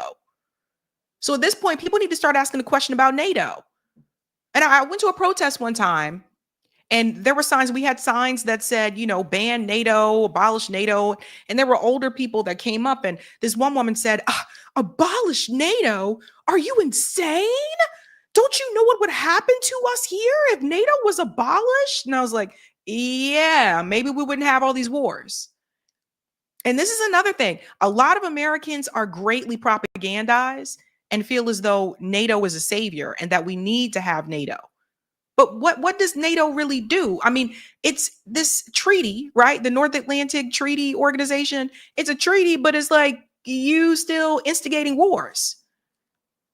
And they all want to align against Russia. Don't forget, Zelensky already tried to join NATO and he was denied. But this isn't just Zelensky. This is what the West wants. This is what the U.S. governments want. They've wanted this for quite some time. Let's continue on a little bit more. I think that Trump is trying once again, and other presidents have done this too. They just really have this belief in the sheer power of their own personality to bring Putin around, right? He seems very reasonable in person, someone you can deal with. He's pragmatic, or at least he seems that way. But in general, every single president that has tried this has been disappointed in the end. I want to bring something to the group. During his campaign last year, Donald Trump was talking about his ability to end wars. And he's always had his eye on ending the war in Ukraine. Here's how he talked about it. That is a war that's dying to be settled. I will get it settled before I even become president. If I win, when I'm president-elect, and what I'll do is I'll speak to one, I'll speak to the other, I'll get them together. He believes in that knee-to-knee conversation, that it makes a difference. It has not worked with Putin. Am I misreading that? No. And he said that, but the reality is he also gave Ukraine weapons under his first term. Under Donald Trump's first term, which he bragged about this before, he also gave Ukraine weapons. This is what I'm saying. Like, his hands are not clean either. Both administrations, Trump and Biden's administration, gave Ukraine these weapons. No. Oh, this show is easy then. Thank you for being here. So what are you thinking as he's going into this summit? As we've seen, the expectations for this keep on getting downgraded. And I think the White House has set this up because they want to show some movement. He likes spectacle. We saw when he met Kim Jong-un, the head of North Korea, in his first term. That was a lot of spectacle that really didn't result in any kind of meaningful change. And so I think that at this point, it is a very dangerous situation that we're in because Vladimir Putin is not your regular run-of-the-mill dictator. This is a man who is in charge of a very large country, who has killed an inordinate amount of people. And he is very clear on his objectives. And I am not very clear on what President Trump's objectives are. I think there's a very simple answer. So now all of a sudden we care about leaders killing a lot of people. We let a stone cold genocidal killer walk into the United States, walk into Congress and ask for more money multiple times. His name is Benjamin Netanyahu. So now all of a sudden we care about this? It's insane when you think about it.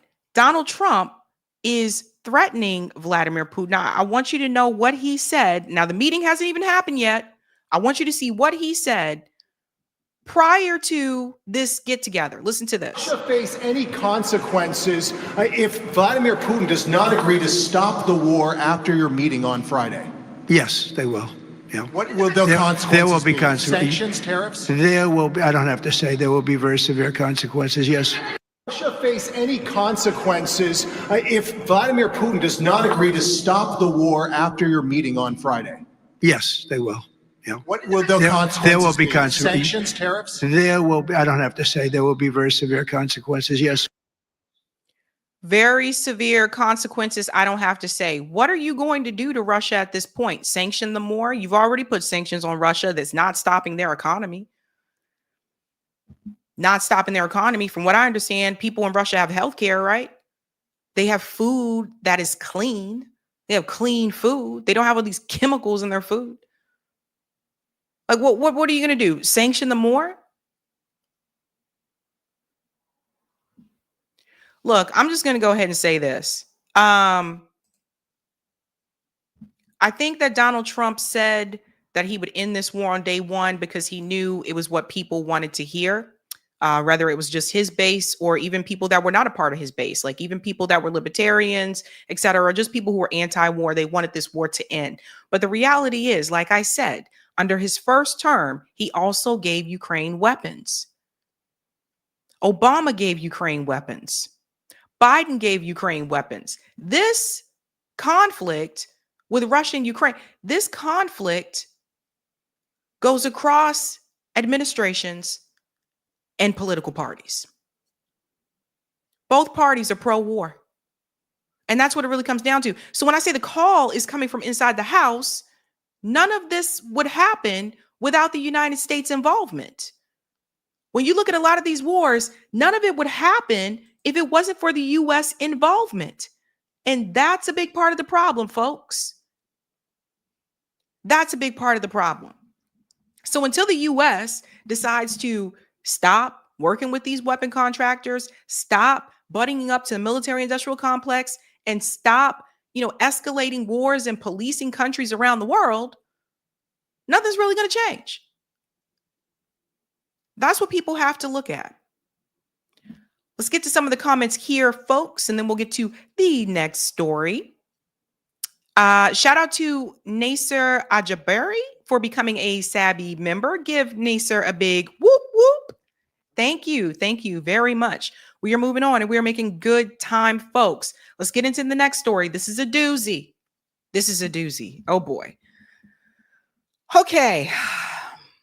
So apparently, you guys know, we have been covering the New York City mayor race. It's getting a lot of attention because the corporate Democrat juggernauts like Andrew Cuomo and Eric Adams are not polling well.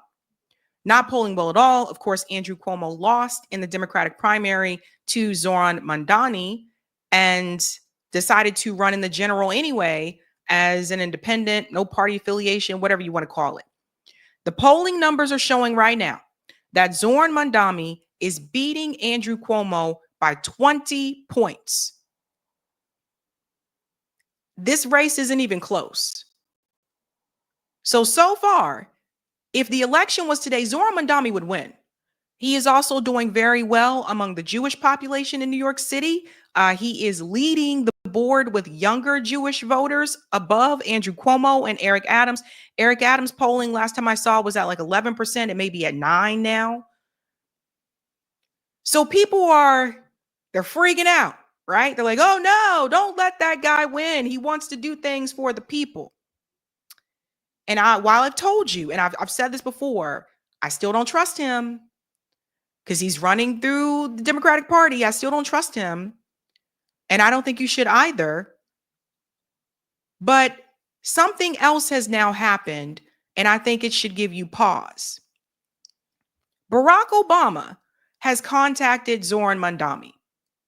Barack Obama has made a phone call to Zohran Mamdani, and Barack Obama's phone calls have not been good in the past, okay?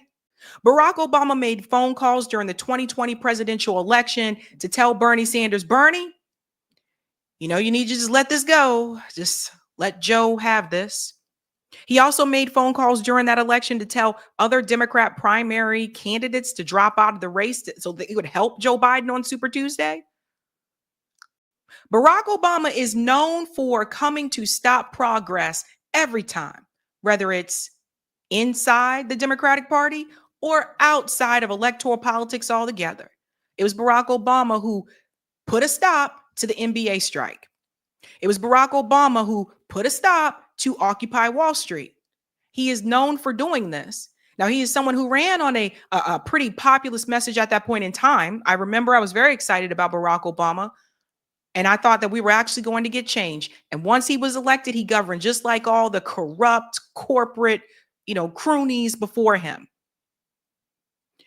And now Barack Obama has picked up the phone and he has contacted Zohran Mamdani. So you know what that means. Now, some people are going to look at this and some people may say, well, hey, that's a good thing because that means that Obama is telling the Democratic Party, look, I'm going to support this guy. You guys need to get on board. But the way that I see it is that this means that Barack Obama is trying to co-opt Zohran Mamdani. And I'm going to explain to you how this can happen. Let's go ahead and get into this article here. Some Democrats panicked over Mamdani. Obama called him. That phone call from Obama. Here we go. Make this a little bit bigger for the folks in the back. Take it back a little bit here. Former President Barack Obama, the last Democrat to captivate the party's base, got on the phone. In a lengthy call in June, Mr. Obama congratulated Mr. Mamdani, offered him advice about governing, and discussed the importance of giving people hope in a dark time, according to people that have knowledge of that conversation. Gave him advice, giving people hope. Well, yeah, Obama gave us a lot of hope, but he didn't do anything. He gave us a lot of hope. I had a lot of hope, but he didn't do anything. He didn't do nothing. None of those things that he ran on, he did. Now, they said this was a lengthy phone conversation, which means Barack Obama didn't just call him to say, hey, congratulations, and you got my support. If it was a lengthy conversation, I'm willing to bet that Barack Obama is already trying to tell Zohran Mamdani to cool it on certain issues and to pump up other issues. And we know this because, and I'll show you in a second, we know this because Bernie has already done that to Zohran Mamdani.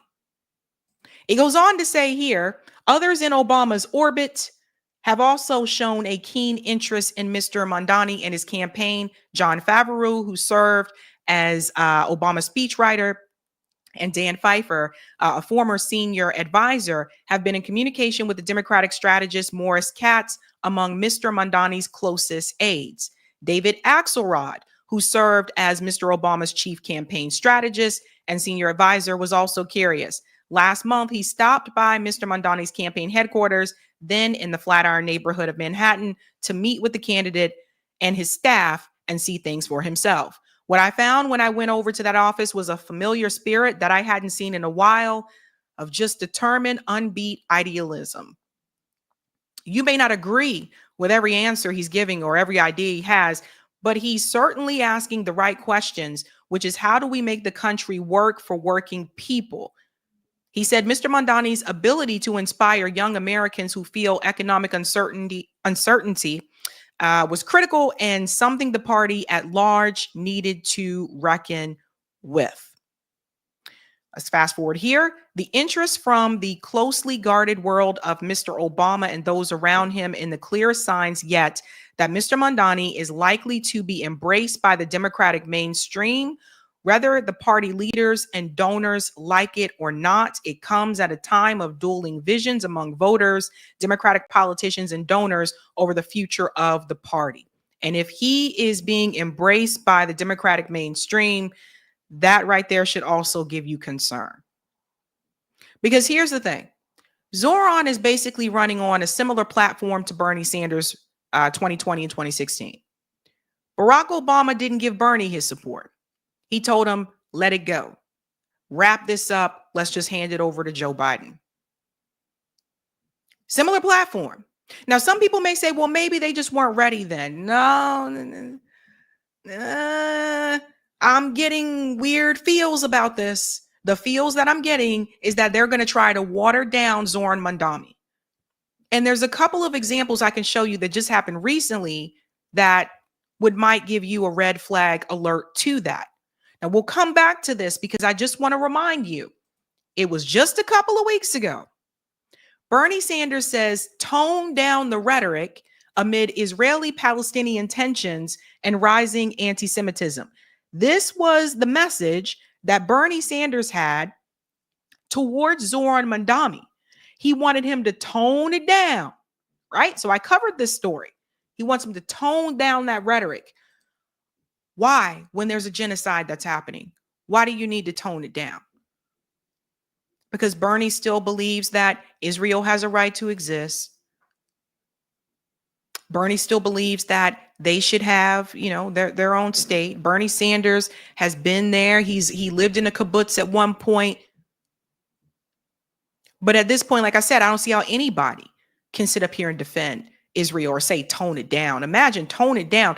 The person who marched during the civil rights movement, Bernie Sanders, is now telling Zohran Mamdani to tone down the Israel rhetoric when they're committing genocide. And you march with civil rights leaders when Black people were getting their heads bashed in, crosses burned in their yards, when Black people had dogs sicked on them. But it's tone it down. Tone it down. And that's why, another thing, if Bernie told him that, what else do you think Barack Obama said to him during that phone call? Let's get back into this article, folks. The guy who touches everything to try to pull back progress. It goes on to say here, it seems very possible that the Obama world views Mr. Mamdani differently, not as a threat or a liability. Highlights. It seems very possible that Obama world views Mr. Mamdani differently, not as a threat or a liability, but as a promising figure in a Democratic Party with a pressing need for fresh blood. Flag on the play. They don't view him as a threat. That's not a good sign. Why don't they view him as a threat? Running on the same platform as Bernie Sanders, why don't they view him as a threat? Is it because maybe he's running for mayor and not governor or not president or whatever? That should be an alarm to everybody. They're telling you in the article themselves that he's not seen as a threat. Something I wish someone would have told me about Obama when he ran in 2008. A spokeswoman for Mr. Obama declined to comment.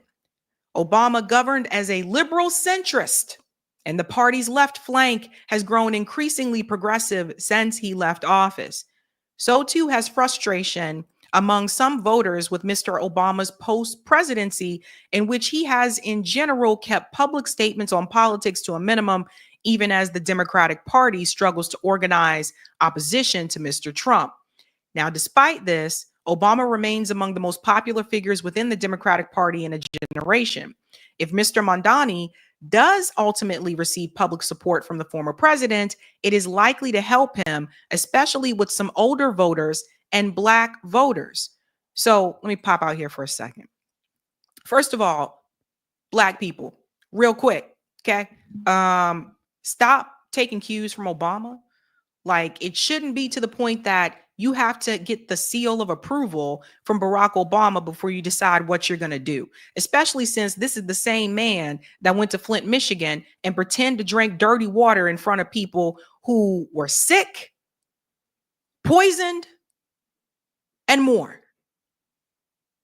So stop looking at Obama as a hero. Stop looking at any politician as a hero. I will say that. 2, As I told you earlier, Zohran Mandami is beating Andrew Cuomo. Andrew Cuomo's in second place right now, according to the polls, beating Andrew Cuomo by over 20 points. It's not even close. So people say, well, Zohran has to try to appeal to the establishment, the corporate Democrats as well. He needs their support too. Does he? He's in the lead by 20 points. It's not like it's 28% to 25%. On top of that, I saw another poll that showed that Zohran Mandami has 28% from conservatives in New York. He has the most support from conservatives in New York. Does he really need that support from Obama? Does he need that support from corporate Democrats? He's way ahead. Way ahead.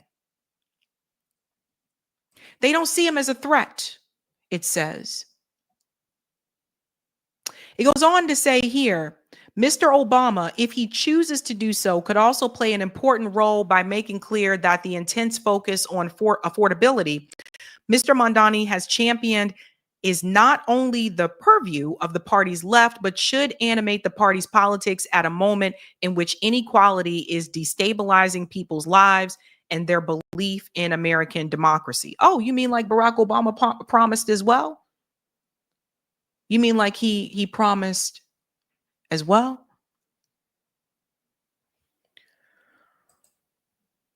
This is not a good sign.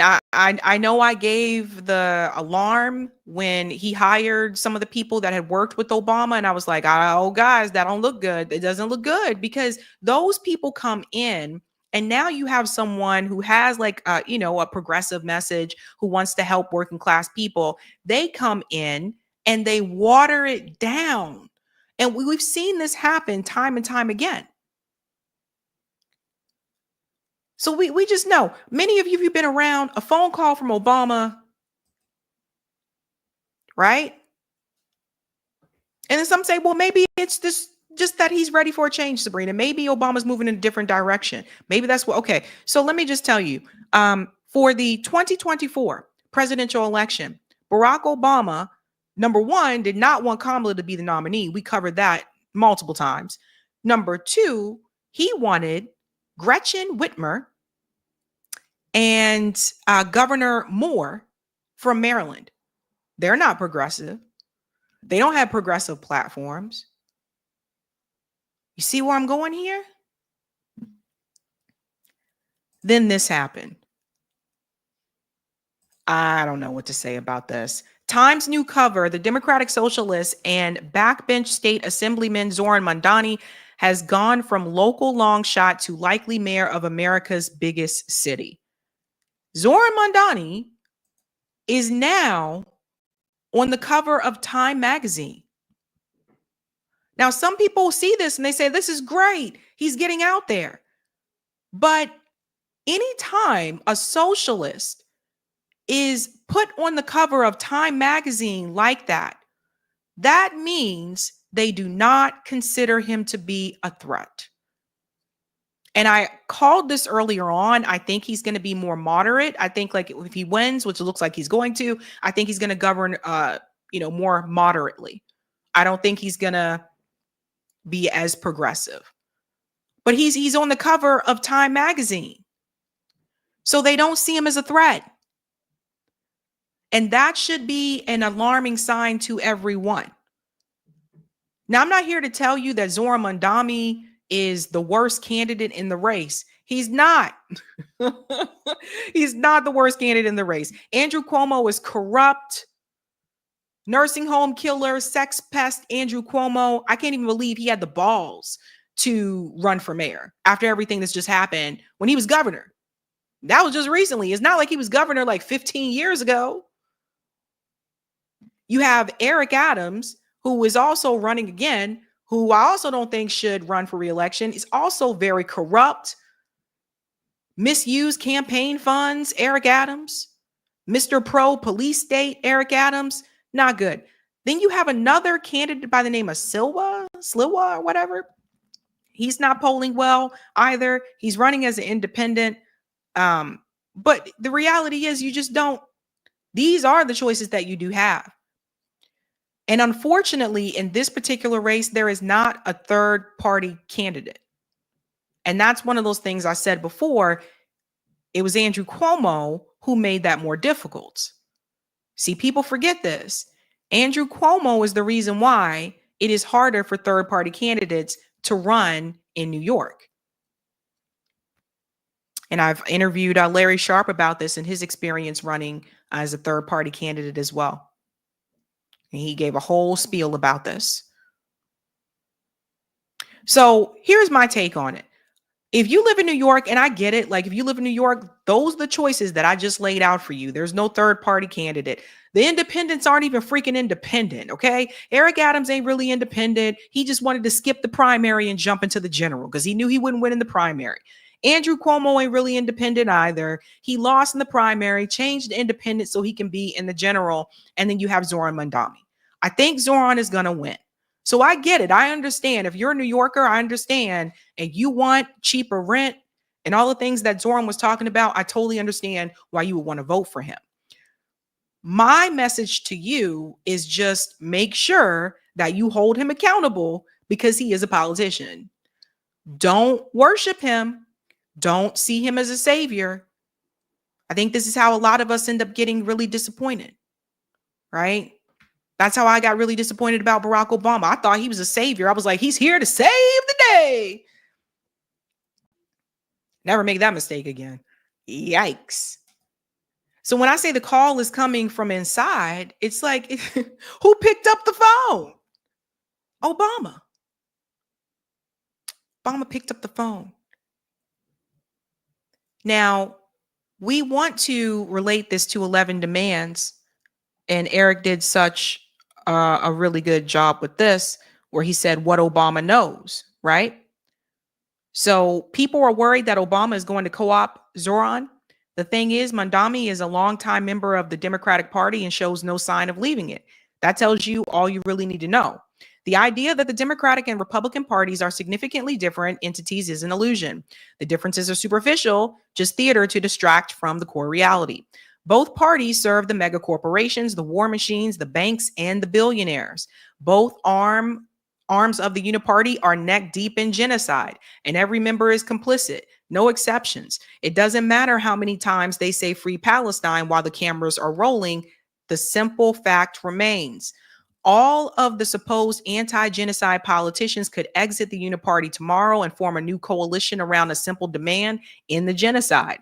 So why don't they? This is where MCDS analysis comes in. MC means money and corruption. They are in it for themselves and will do whatever it takes to advance their wealth and careers. D, this is crucial.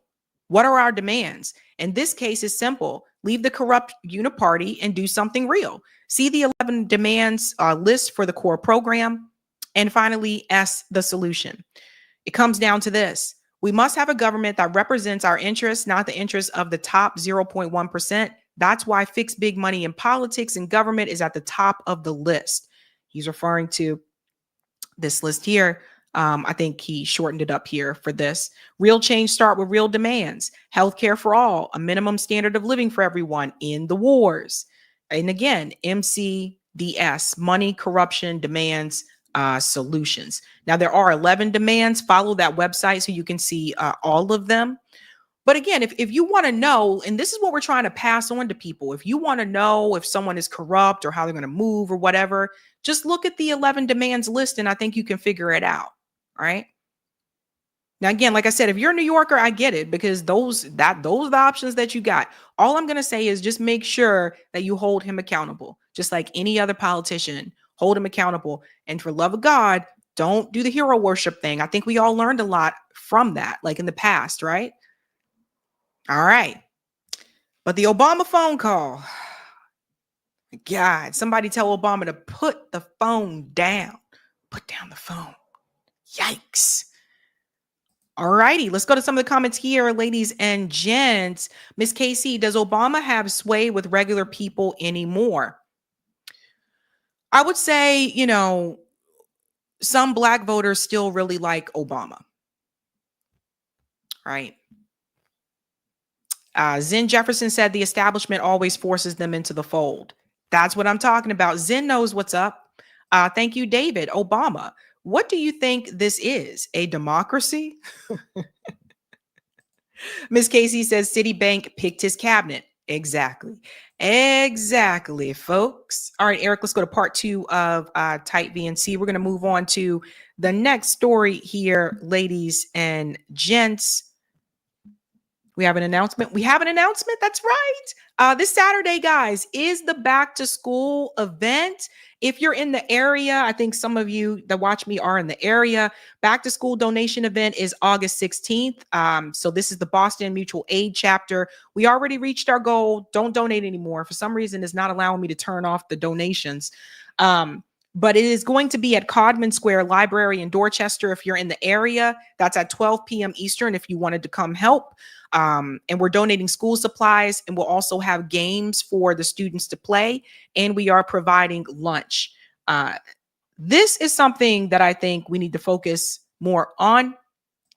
I do mutual aid. Those of us at RBN, we do mutual aid.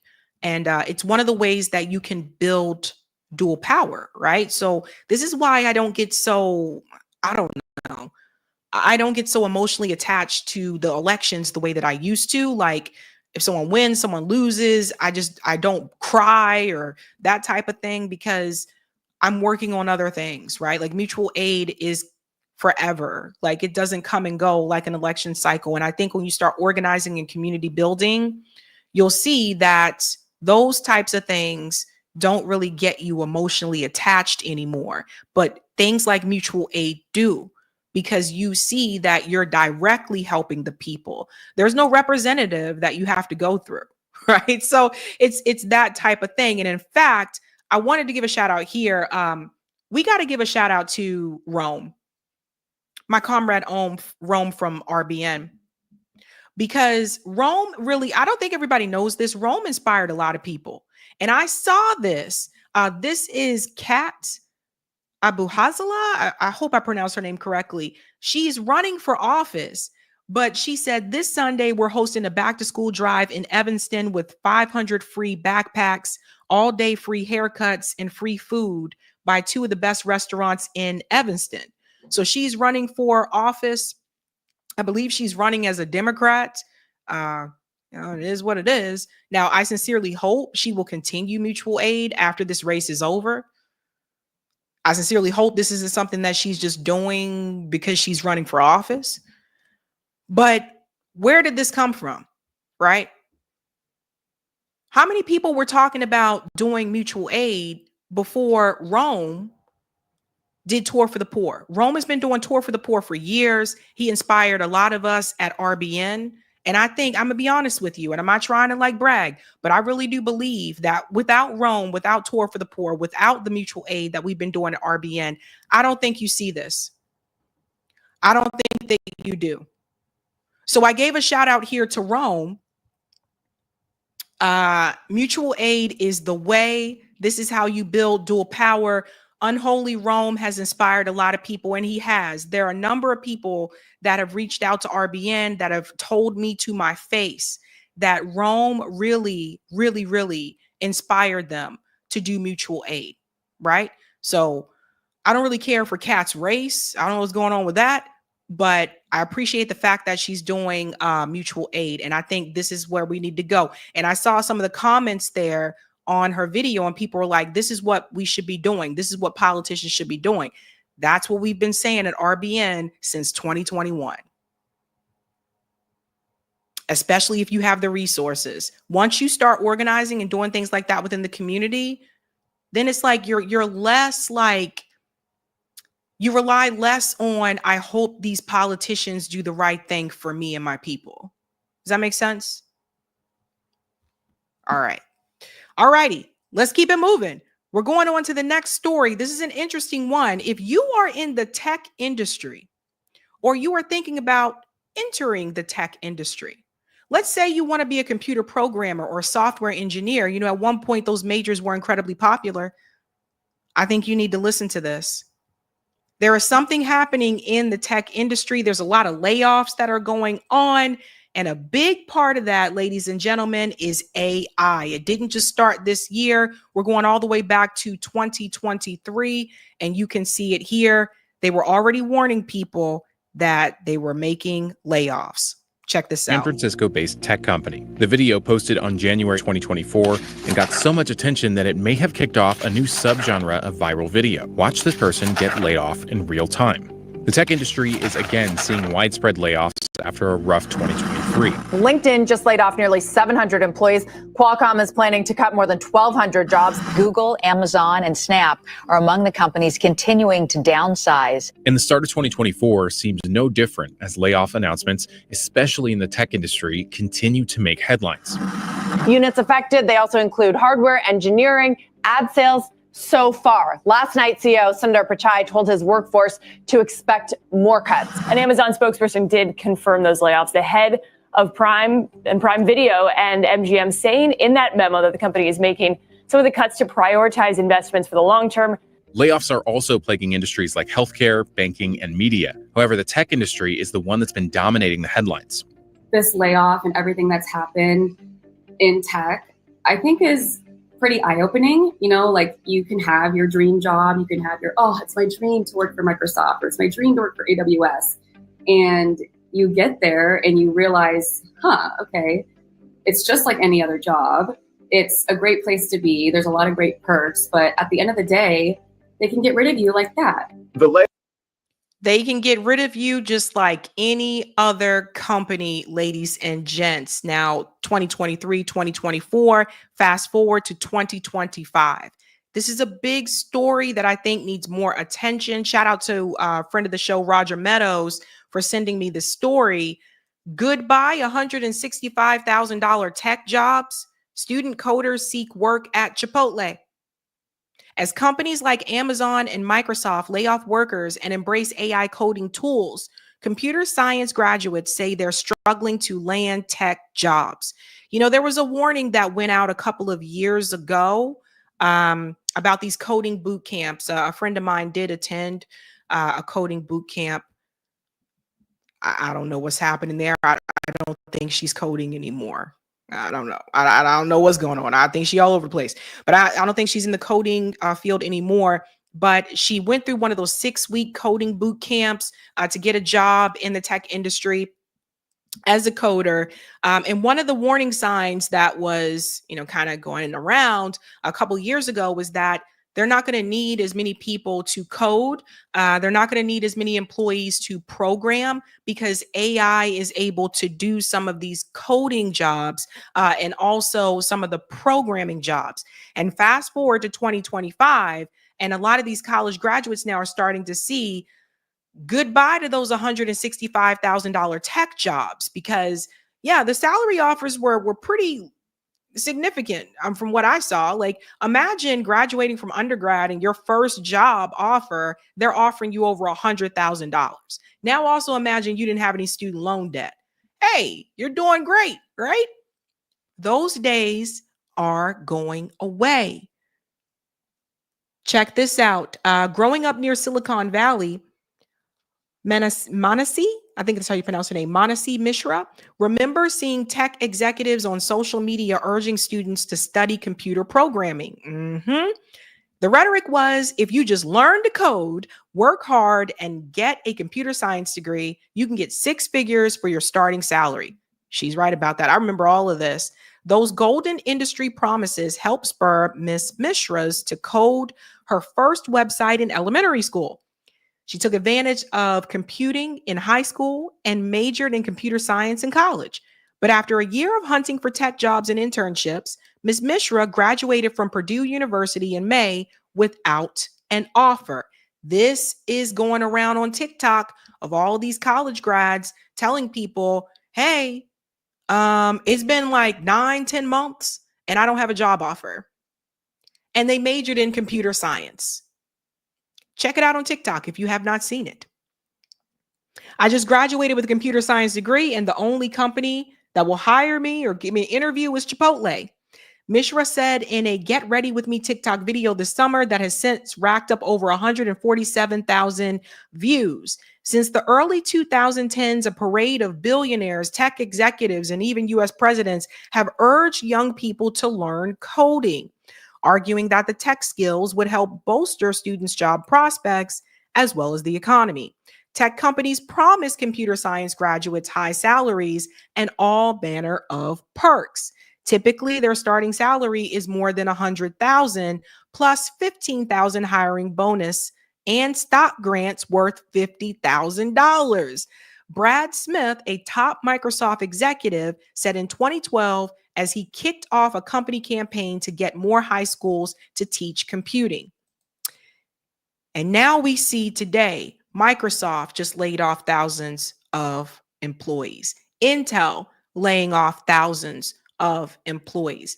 And I hate to say it, folks, but this is something that Andrew Yang was definitely right about. When Andrew Yang ran for president in 2020, and I say hate to say it because Andrew Yang, I know he was a Zionist back then, so just keep that in your pocket. But Andrew Yang, when he was running for president in 2020, he did sound the alarm on the stage, the debate stage, Democratic primary, and he said that I work in the tech industry, and I'm here to let you know that AI is coming for a lot of these jobs. And here we are. Hell, you don't have to work in tech to see it. How many of you walk into McDonald's and you see all the self-checkout? Or Walmart? Or Target? Or Kohl's? How many stores you walk into? Pay attention the next time you walk into a retail store or a grocery store and you see the self-checkout lane. My dad always told me, don't use those. That's someone's job. Right? They're more prevalent now. More prevalent now. The Kohl's that I usually go to, they don't even have people at the registers anymore. There's one register, it's called customer service, and that's where you would go if you have returns or an exchange or something like that. Other than that, you got to ring yourself up. I shared that video on Twitter. I had to take the sensors off my own clothes. I mean, I don't work at Kohl's. Do you? They're going away from it because here's the thing. It is cheaper to have AI do it, have a machine do it, because you don't have to pay them and you ain't got to pay them benefits. Now, to this point about Chipotle, another thing that I want to mention, for all the older people in the chat who may not be aware, let's put Chipotle aside for a minute and let's look at Starbucks. Torrin Walker talked about this. He's been on the show before, journalist, great journalist. Torrin Walker said the Starbucks that he goes to in Atlanta, Georgia, he said most of the people working there are college graduates. I don't think a lot of people know this. Starbucks, even up here, Dunkin' Donuts, you'd be surprised how many people working at those places are college graduates. You would be surprised how many servers, bartenders have college degrees. And I know, hey, I was a waitress. I'm here to tell you, there were a number of people that worked with me that had a college degree. Now, people wondering why? Why would they have those jobs? Because they couldn't find a job in corporate America. They still got bills to pay. Also, when you look at Starbucks, if Chipotle is even somewhat similar, Starbucks offers benefits. So Miss Pamela said Amazon warehouses. You'd be surprised. And I think this is a misconception some people have. They think that if you're working a job that doesn't require a college degree, that you don't have a college degree. That's not necessarily the case. People are getting jobs where they can get them because they got bills to pay. Okay? Gentleman said a long time ago, the rent is too damn high. Now, it goes on to say here, the financial incentives plus the chance to work on popular apps quickly fed a boom in computer science education. The study of computer programming and processes like algorithms. Last year, the number of undergraduates majoring in that field topped over 170,000 in the US, more than double the number in 2014. But now, the spread of AI programming tools, which can quickly generate thousands of lines of computer code, combined with layoffs at companies like Amazon, Intel, Meta, and Microsoft, is dimming prospects in a field that tech leaders promoted for years as a golden career ticket. And this isn't just about computer science, but let's start with that for just a second. Sounds like the computer science field became oversaturated. And I dealt with this with a different industry when I was in undergrad, and that was nursing. When I was in undergrad and I was about to graduate my senior year, a couple of my friends were nursing majors and they struggled to get a job. You know why? Because it became oversaturated.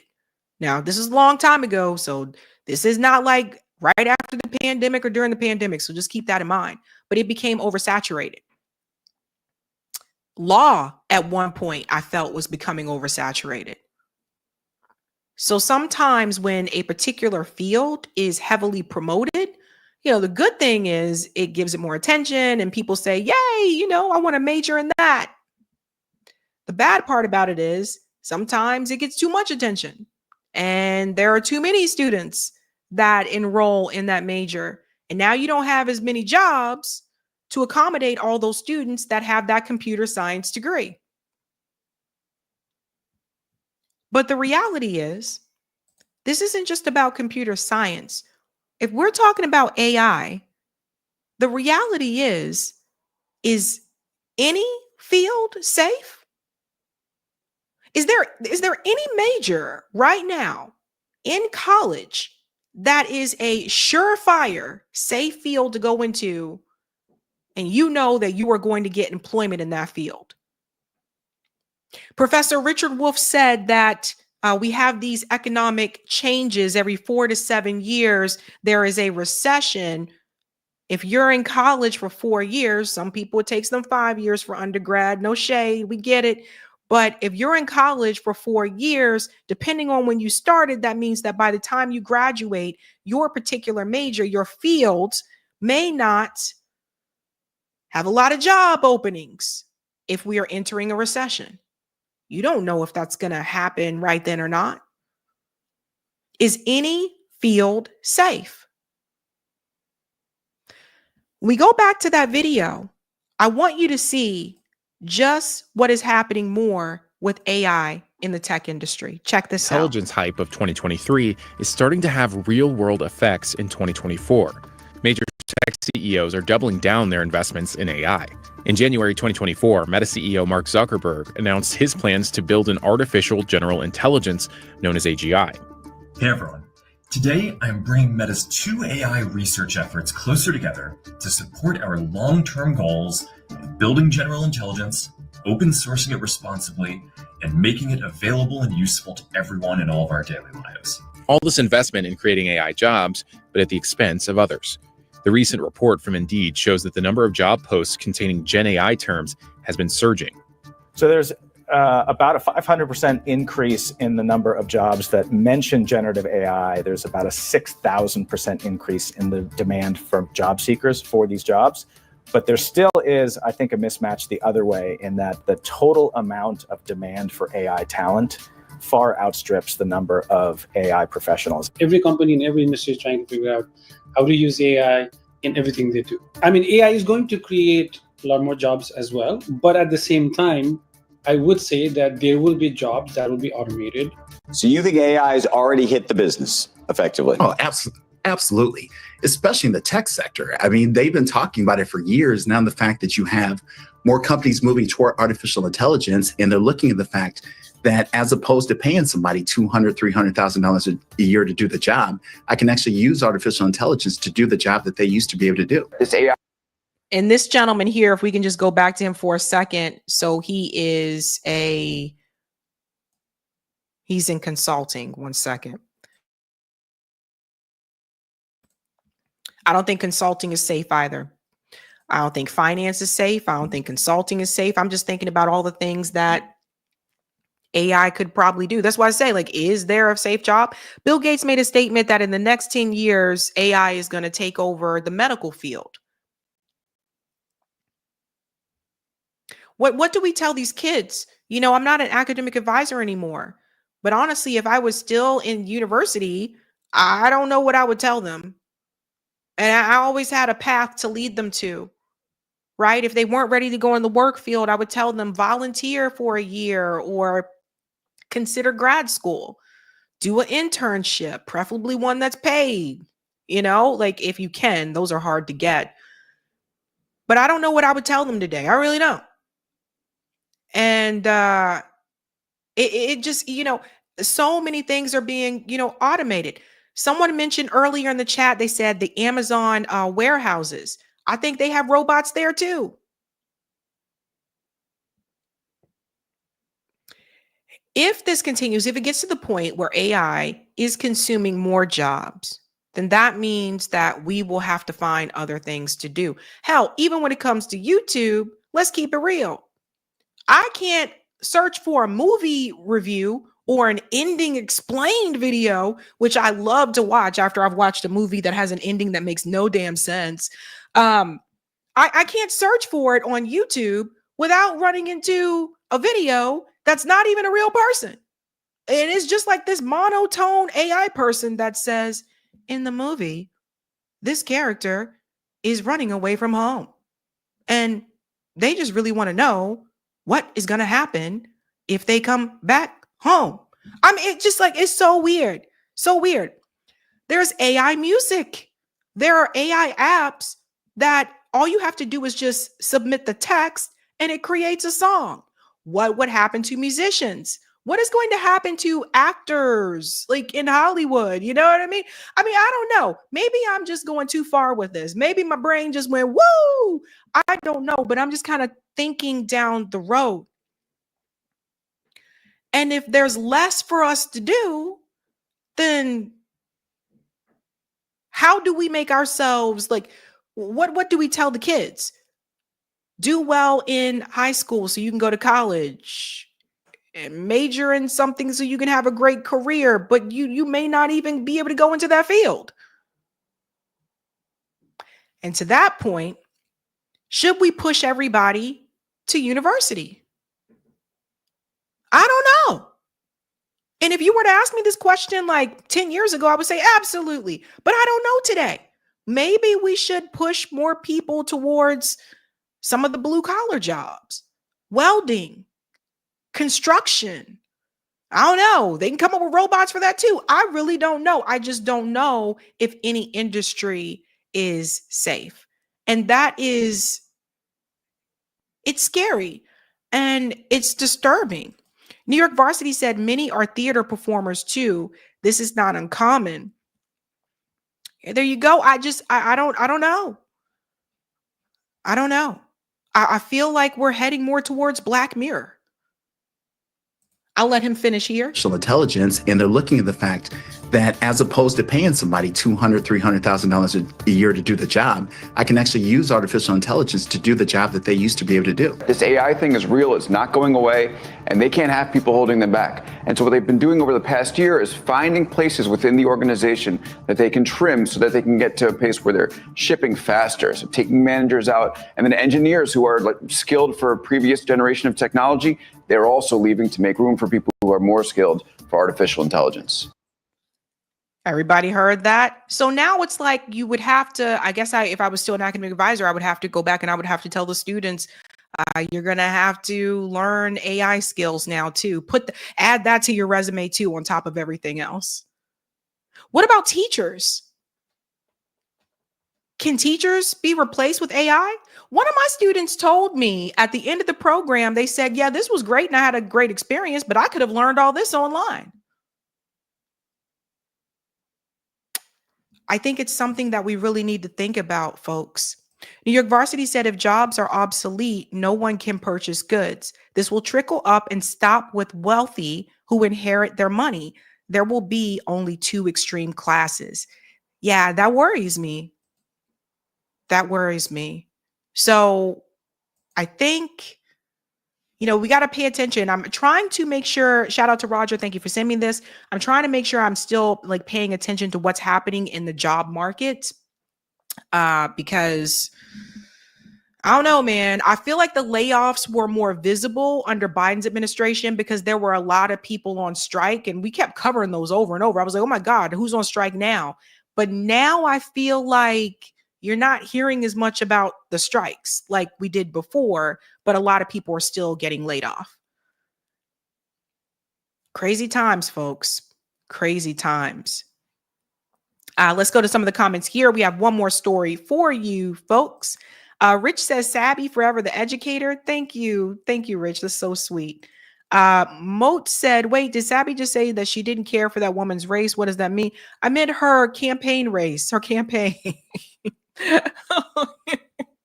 Thank you, Arcane. Do you think Annie Andrews can unseat Graham in South Carolina? I don't know. I will tell you, I just don't understand why people continue to vote for Lindsey Graham in South Carolina. And I lived there for about 5 years. Think about 5 years. I didn't understand it then. I still don't understand it now. But somehow he just continues to win. It's really weird to me.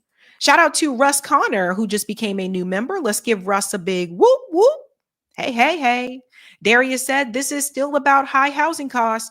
Housing costs shouldn't be this ridiculous. I agree. Thank you, Kinman. Kids, the world doesn't want you. Oh, no. Thank you for this one, Kinman. Kids, life is not going to take you back. Oh, no. Thank you, David. AI has been threatening voice acting work, which I do. Thankfully, Nava, not Sag Aftra, has been fighting to get policy in place to protect talent.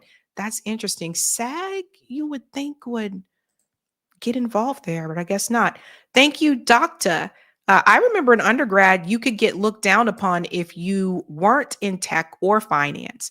Karl Marx was 100% correct where he spoke about mass layoffs. We might have to go back to reading a little bit more Marx. Yeah. We have one more story for you folks. Again, the call is coming from the inside. I'm not saying this to crap on anybody. I'm not trying to crack on Dr. Umar. Okay? What I am going to say is this is not good. It's not good when you've taken so much money from people and you didn't produce the product. I do fundraising for mutual aid. We produce the events. We produce the product. I've done fundraising for documentary. We're almost home stretch with that. We should have a teaser coming for you guys pretty shortly, but we produce. And based on what I saw from Dr. Umar recently in a new video, it doesn't seem like that's going to happen. And my big concern is, what about all the people who donated money to this school that he has said for years he was going to open? Do they get their money back? How does this work? Now, I want to remind you where this all came from, okay? It was just, I think it was a week or two ago, I covered the story where Dr. Umar said that his bank accounts were frozen and they wouldn't give him money. So he was asking people to give him money through Apple Pay. Wood said Dr. Umar's scamming ass is going to jail. So just a reminder. Dr. Umar has access to no money right now because my personal account contains all of my money. I only send it to Apple Pay and PayPal as necessary. So the Prince of Pan-Africanism, for the first time in my life, is without any digital currency. So for my loyal supporters out there, if you can spare a few dollars so I can take care of Queen Mother Ifa Tunde and myself until my bank account is frozen or canceled so I can get my money back and open up a new account, please hit my Apple Pay or hit my PayPal. My personal PayPal account is Umar the Psychologist at yahoo.com. So that's paypal.me/Umar the Psychologist, paypal.me/Umar the Psychologist, paypal.me/UmarThePsychologist, paypal.me/Umar the Psychologist, or hit my Apple Pay using my cell number 215-989-9858, 215-989-9858. I've never asked the people for $1. I have never asked the people for $1 in my life. I've only asked you to donate to the FDMG Academy for Boys. I don't have any sons. I have 2 daughters. So the FDMG campaign is a selfless project, mission, and service to provide our boys with the education that they deserve. But right now, I don't have any money because my account was frozen by my bank because someone has been trying to hack into my account, hack into FDMG Academy account. So the FDMG Academy account is frozen. My personal account is also frozen. That means we're going to lapse on our utility bills. We're going to lapse on our internet bill. We're going to lapse on a lot of our bills at FDMG. The bank is not giving me a timeline as to when this situation is going to be resolved. So the name of the school is Frederick Douglass Marcus Garvey Academy. And he's been talking about the school for years. Now, I don't expect someone to just open a school overnight. I understand that that does take time. But it's been a long time. It's been a long time. And when people offered, I guess, to help, he seemed to get a little heated. And I just want to show you guys here. Young shared this. Dr. Umar, I don't need no help outside of the team I got, which is filled with experts. So this is when he was talking to, I believe this is Lord Jamar. You don't open up a school in a year or two. I don't know your brother's story, and I don't care to know it. I don't care to know it. Why not, though? If it could be helpful to you, why wouldn't you care to know it if it could be helpful to you? Brother, I have friends who own schools. Do you understand that? I have friends who own schools. So if I need to talk to someone who owns a school, I already got that. I got what I need. The only thing missing from my equation is enough funds to complete the task. That's it. That's it. The school is not open yet because I don't have enough funds to do it that way. I'm not going to no bank. Maybe we maybe we need fundraising, different fundraising methods. Maybe the people that we go to. We have that in place, but what I want you to understand, it takes time to build institutions. I ain't got no problem with where we are. I'm loving where we at. We got our plans done by the engineer. We got our electrician chosen. I'm meeting with my HVAC this weekend. I got my plumber on standby. Roofer did his job. Carpenter lined up. We doing what we need to do on the time frame we doing it in. I don't need no help outside of the team I got, which is filled with experts from the East Coast to the West Coast, brother. But none of those experts helped the school open. Like the school has not opened. It has been years. And apparently, according to the recent news, it is not going to open.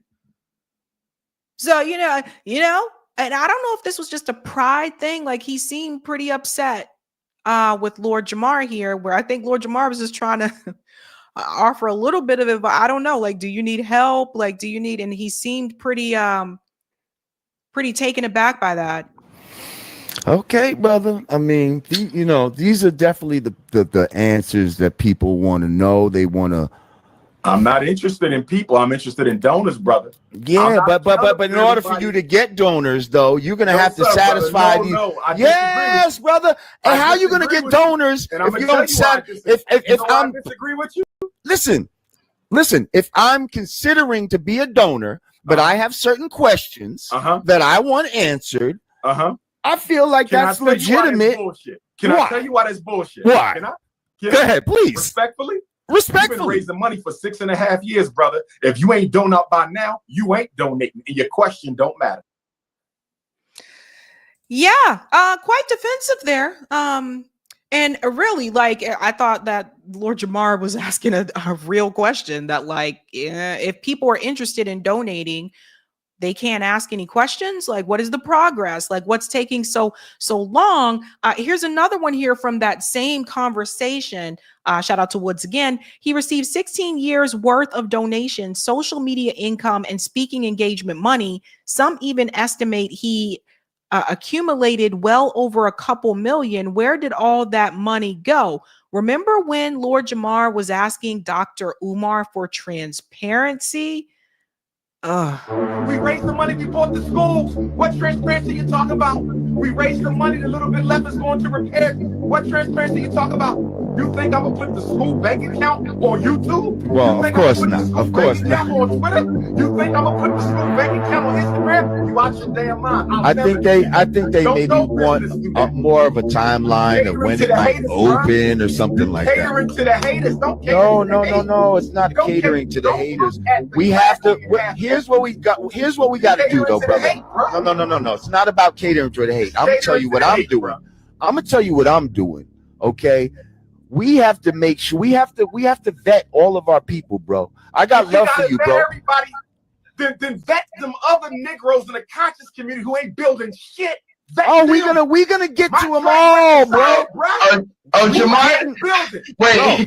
We gonna get to them all. Who else is building? Jamar, don't discriminate. Listen, somebody built an institution from the grass. Right. Name somebody. You ain't got none of them. Name me a YouTuber doing what I'm doing. Any of them conscious dudes. Name one on my level. Name one builder. You crazy. They can't tie my sneaks, bro. I can't. So he's deflecting, right? So Dr. Umar is deflecting here because Lord Jamar is asking for transparency about his school. So he deflects to, well, none of these other, conscious activists are doing what I'm doing. Yeah, but they're not there right now. They're not a part of the interview either. So it's just, that's what I meant about being defensive, right? Like your name is my father-in-law. They say, how many they kept out of jail, bro? They're not building shit. Right. So through the grass, what have they built, bro? Who you know in the conscious movement built an institution? Answer that. Nobody. I'm the only one in my generation doing it. Well, you're building it. It's not built yet, though. It's not built. Don't you worry about it. You be the first one there. Trust me. Beautiful. Listen. Let's move. I want to talk about your book real quick. Let's talk about your book, the Black Parent Advocate. Yes, sir. And he calmed down at that point when the discussion pivoted to his book and not that school. Here's the thing. When you take, it looks like millions, hundreds of thousands of dollars from people and you don't produce, people are going to ask questions, right? So now he is saying that not only is the school not opening, but that the school is being auctioned. I kid you not. Peep it, fam. On August the 5th, the city of Wilmington, Delaware, took out a notice to auction off the Frederick Douglass and Marcus Garvey Academy campus for unpaid vacant property registration fees. I repeat, on August the 5th, the city of Wilmington, Delaware, took out a lien to auction off the campus we bought, the campus we've been working on for 6.5 years. I was not notified of this. We were not notified of this. This past weekend, without an email, this past weekend, without a letter in the mail, this past weekend, without a phone call, the city of Wilmington put a notice on the door handle of both of our schools, informing me that if we don't pay the past due vacant property registration fees and outstanding utilities by the 25th of Black August, they will sell our campus. Let me explain something, folks. First of all, it doesn't get to that point unless quite a bit of time has gone by. Like, the city just doesn't show up one day and say, yeah, we're going to just auction off this building. I mean, like, that means you must have owed a lot of money and you weren't making those payments. So again, it's like you were getting all these donations from other people. Where did that money go? And it's just ridiculous here. Like, I'm just trying to tell you guys, they don't come in and say, we're going to auction this building out of nowhere.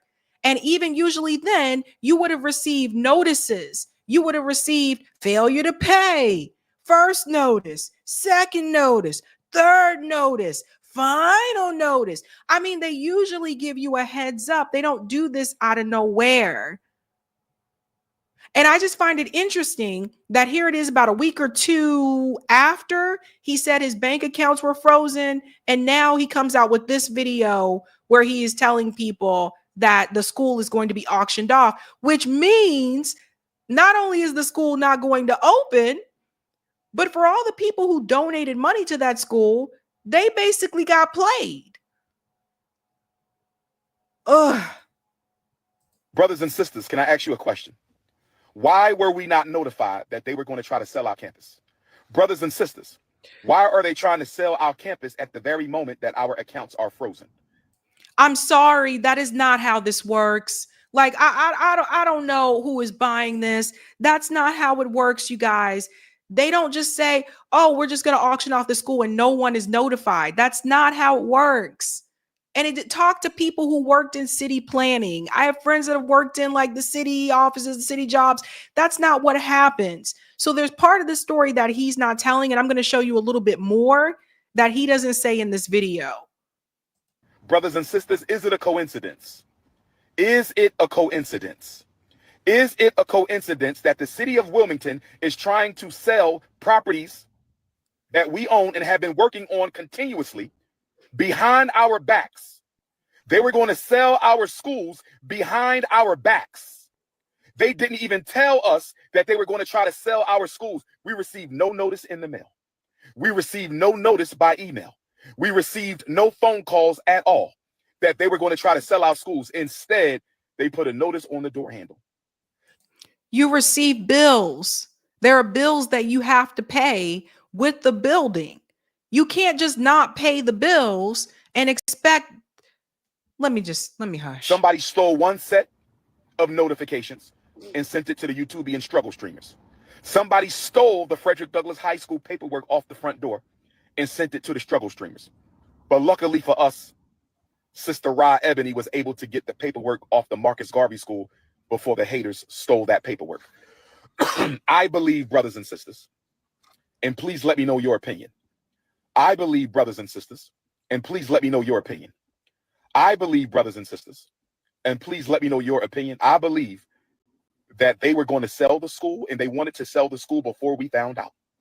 I believe that they wanted to sell the school before we found out. We were not supposed to know that they were going to sell our school. Why do I say that? We were given no notification. We received no letter in the mail. We received no email. We received no phone call that they were going to try to sell our schools. Instead, they put a notice on the door in a low-income neighborhood. They put a notice on the door with rubber band and masking tape. They put a notice on the school front door with a rubber band and masking tape. That's not uncommon either. What are they supposed to use with the notices? That's not uncommon. So here, let me show you something else, guys. Let me show you this, okay? It says that Dr. Umar's school has 99 problems. So let's get into this a little bit. This is the other part that he's not getting into. Dr. Umar Johnson might be about to face his biggest test yet, and it's not a meme, snow bunny, or lecture in sight. Word on the street is that FDMG Academy, they do not even have a website anymore, is tangled up in some serious trouble. The city of Wilmington reportedly ready to snatch the keys if $76,000 in unpaid water bills, penalties, and fees aren't paid up. What did I tell you? It goes on to say here, there are reportedly 2 court judgments, writs of motion, and the sheriff's office sitting on standby. This bad boy is allegedly going to auction. It kind of sucks, but let me pose a question at the end of this writing. What happened to the Frederick Douglass and Marcus Garvey RBG International Leadership Academy for Black boys? Umar hasn't said a lot, but checking this float online, and that's the video that I just showed you. So there are 2 court judgments. There were unpaid water bills, penalties, and fees. When you don't pay those bills, the city can come and take your shit. That's how this works. So the call is coming from inside. He trying to make it seem like a conspiracy. This ain't no conspiracy. You ain't pay no damn bills. And it's just, I know something. Come on, guys. We know a scam when we see one. And that'll happen to you too. It would happen to you. If you bought a building or you were starting a business or whatever, you bought property and you weren't paying those fees, you weren't paying the water bill, all those things, it would happen to you too. So the question is, where did all the money go? Where did all the money go? Where did it go? Black Beauty said he is lying. He did a video a few months ago explaining this registration matter. See that? And there you go. Like it just, I don't,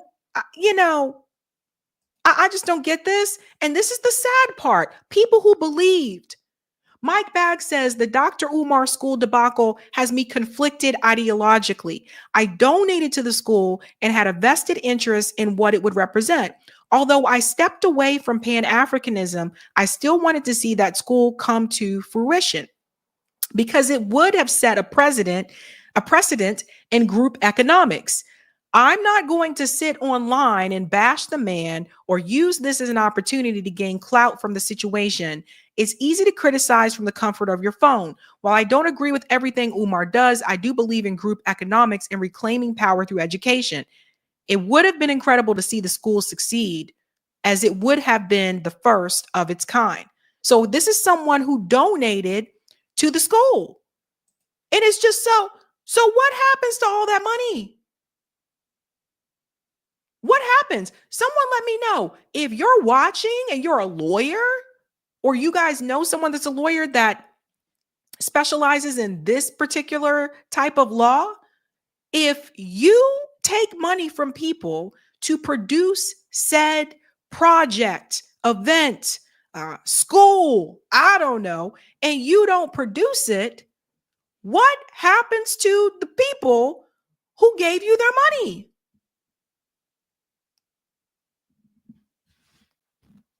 This is not a conspiracy, Dr. Umar. The call is coming from inside the house. Ay, ay, ay. All right, ladies and gentlemen, we are going to do call in tonight. Yes, we are. Eric's going to pop on. I'm going to take a very quick break and I'll be back. I'll add the call in link and we'll jump right on to call in. Yeah. Eric, I think we got a couple of comments here you may want to highlight. All right. Can you hear me okay? Yeah, I can hear you just fine. Right. Good. I was fooling around with my audio. We are good. All right. I'll be back. She'll be back. And then we'll be transitioning over to the Zoom Hangout. All right. This is the transition part of the show where Sabby takes a little break. Whoop, not that button. Sorry, hitting the wrong button. That's the one. Where our Sabby takes a little break and she'll be setting up the in hi to Bryce and she'll be setting up the Zoom Hangout room, and we'll be giving you out the link to get in there. And yeah, we encourage everyone to come on in and join the Hangout. You can tell us what you think, or you can listen in to what other people are saying. Yeah, I did want to make a little comment about the AI in the job story. And, the one thing I would kind of add and I am like in that software industry is that, while AI is a factor and it's it's emerging, it's still mostly all hype as far as things like AI actually doing coding. It's basically at this point a fancy search helper is kind of what AI is doing in that realm. It's getting better, but the idea that AI is going to like take over a lot of coding jobs anytime soon is like really not happening. It's really not that close to happening. Maybe someday. What I would say, as always, what you really need to be focusing on with those things are the billionaires and the mega corporations, and what's happening there. A big thing that's happening there is outsourcing. The outsourcing that you saw happening in manufacturing in Detroit and whatnot, that outsourcing now has come for engineering jobs. And you're seeing a lot of these jobs go over to India, and they can be remote jobs. And it's no shade on people and engineers in India. There's a lot of good engineers in India, but it is an outsourcing that's happening because it's cheaper for the big corporations to do that. And, it's a huge factor in all this. And I would say that's the thing you really want to look at, is why that's happening. And as usual, it's the billionaires trying to squeeze out profits. And it's going to need things like regulations and different policies to fix that. We're never going to get that as long as the billionaires own our government. So as with pretty much all these things, all the roads lead back to decorrupting our government. And until we do that, everything's going to be a mess. Anyways, let's see. Mika Bear says universal income may be the answer. I think in regards to this jobs issue, this jobs topic, universal income, I think, is an interesting tool. I think it's a part of let's say a reform package or a thing that we can be doing to get towards a better world. But if you try to fix everything with UBI, it doesn't work. You end up with a whole slew of other problems. So you really, in my opinion, have to look at things more systemically. If you look at on 11 demands, which you can find easily, search for 11 demands or go to 11demands.org. There's the site. There's also the Substack, which Sabby read a post from tonight. There's a section on there called a minimum standard of living for everyone. And I think what you'll see in there is more of a program, more of a systemic approach to the issue of how we can fix this in a what's the word for it? I don't know, in a global, in a comprehensive way. Thanks for the super chat, Salt and Pepper. You says King Randall X for boys school. He opened his school at 22.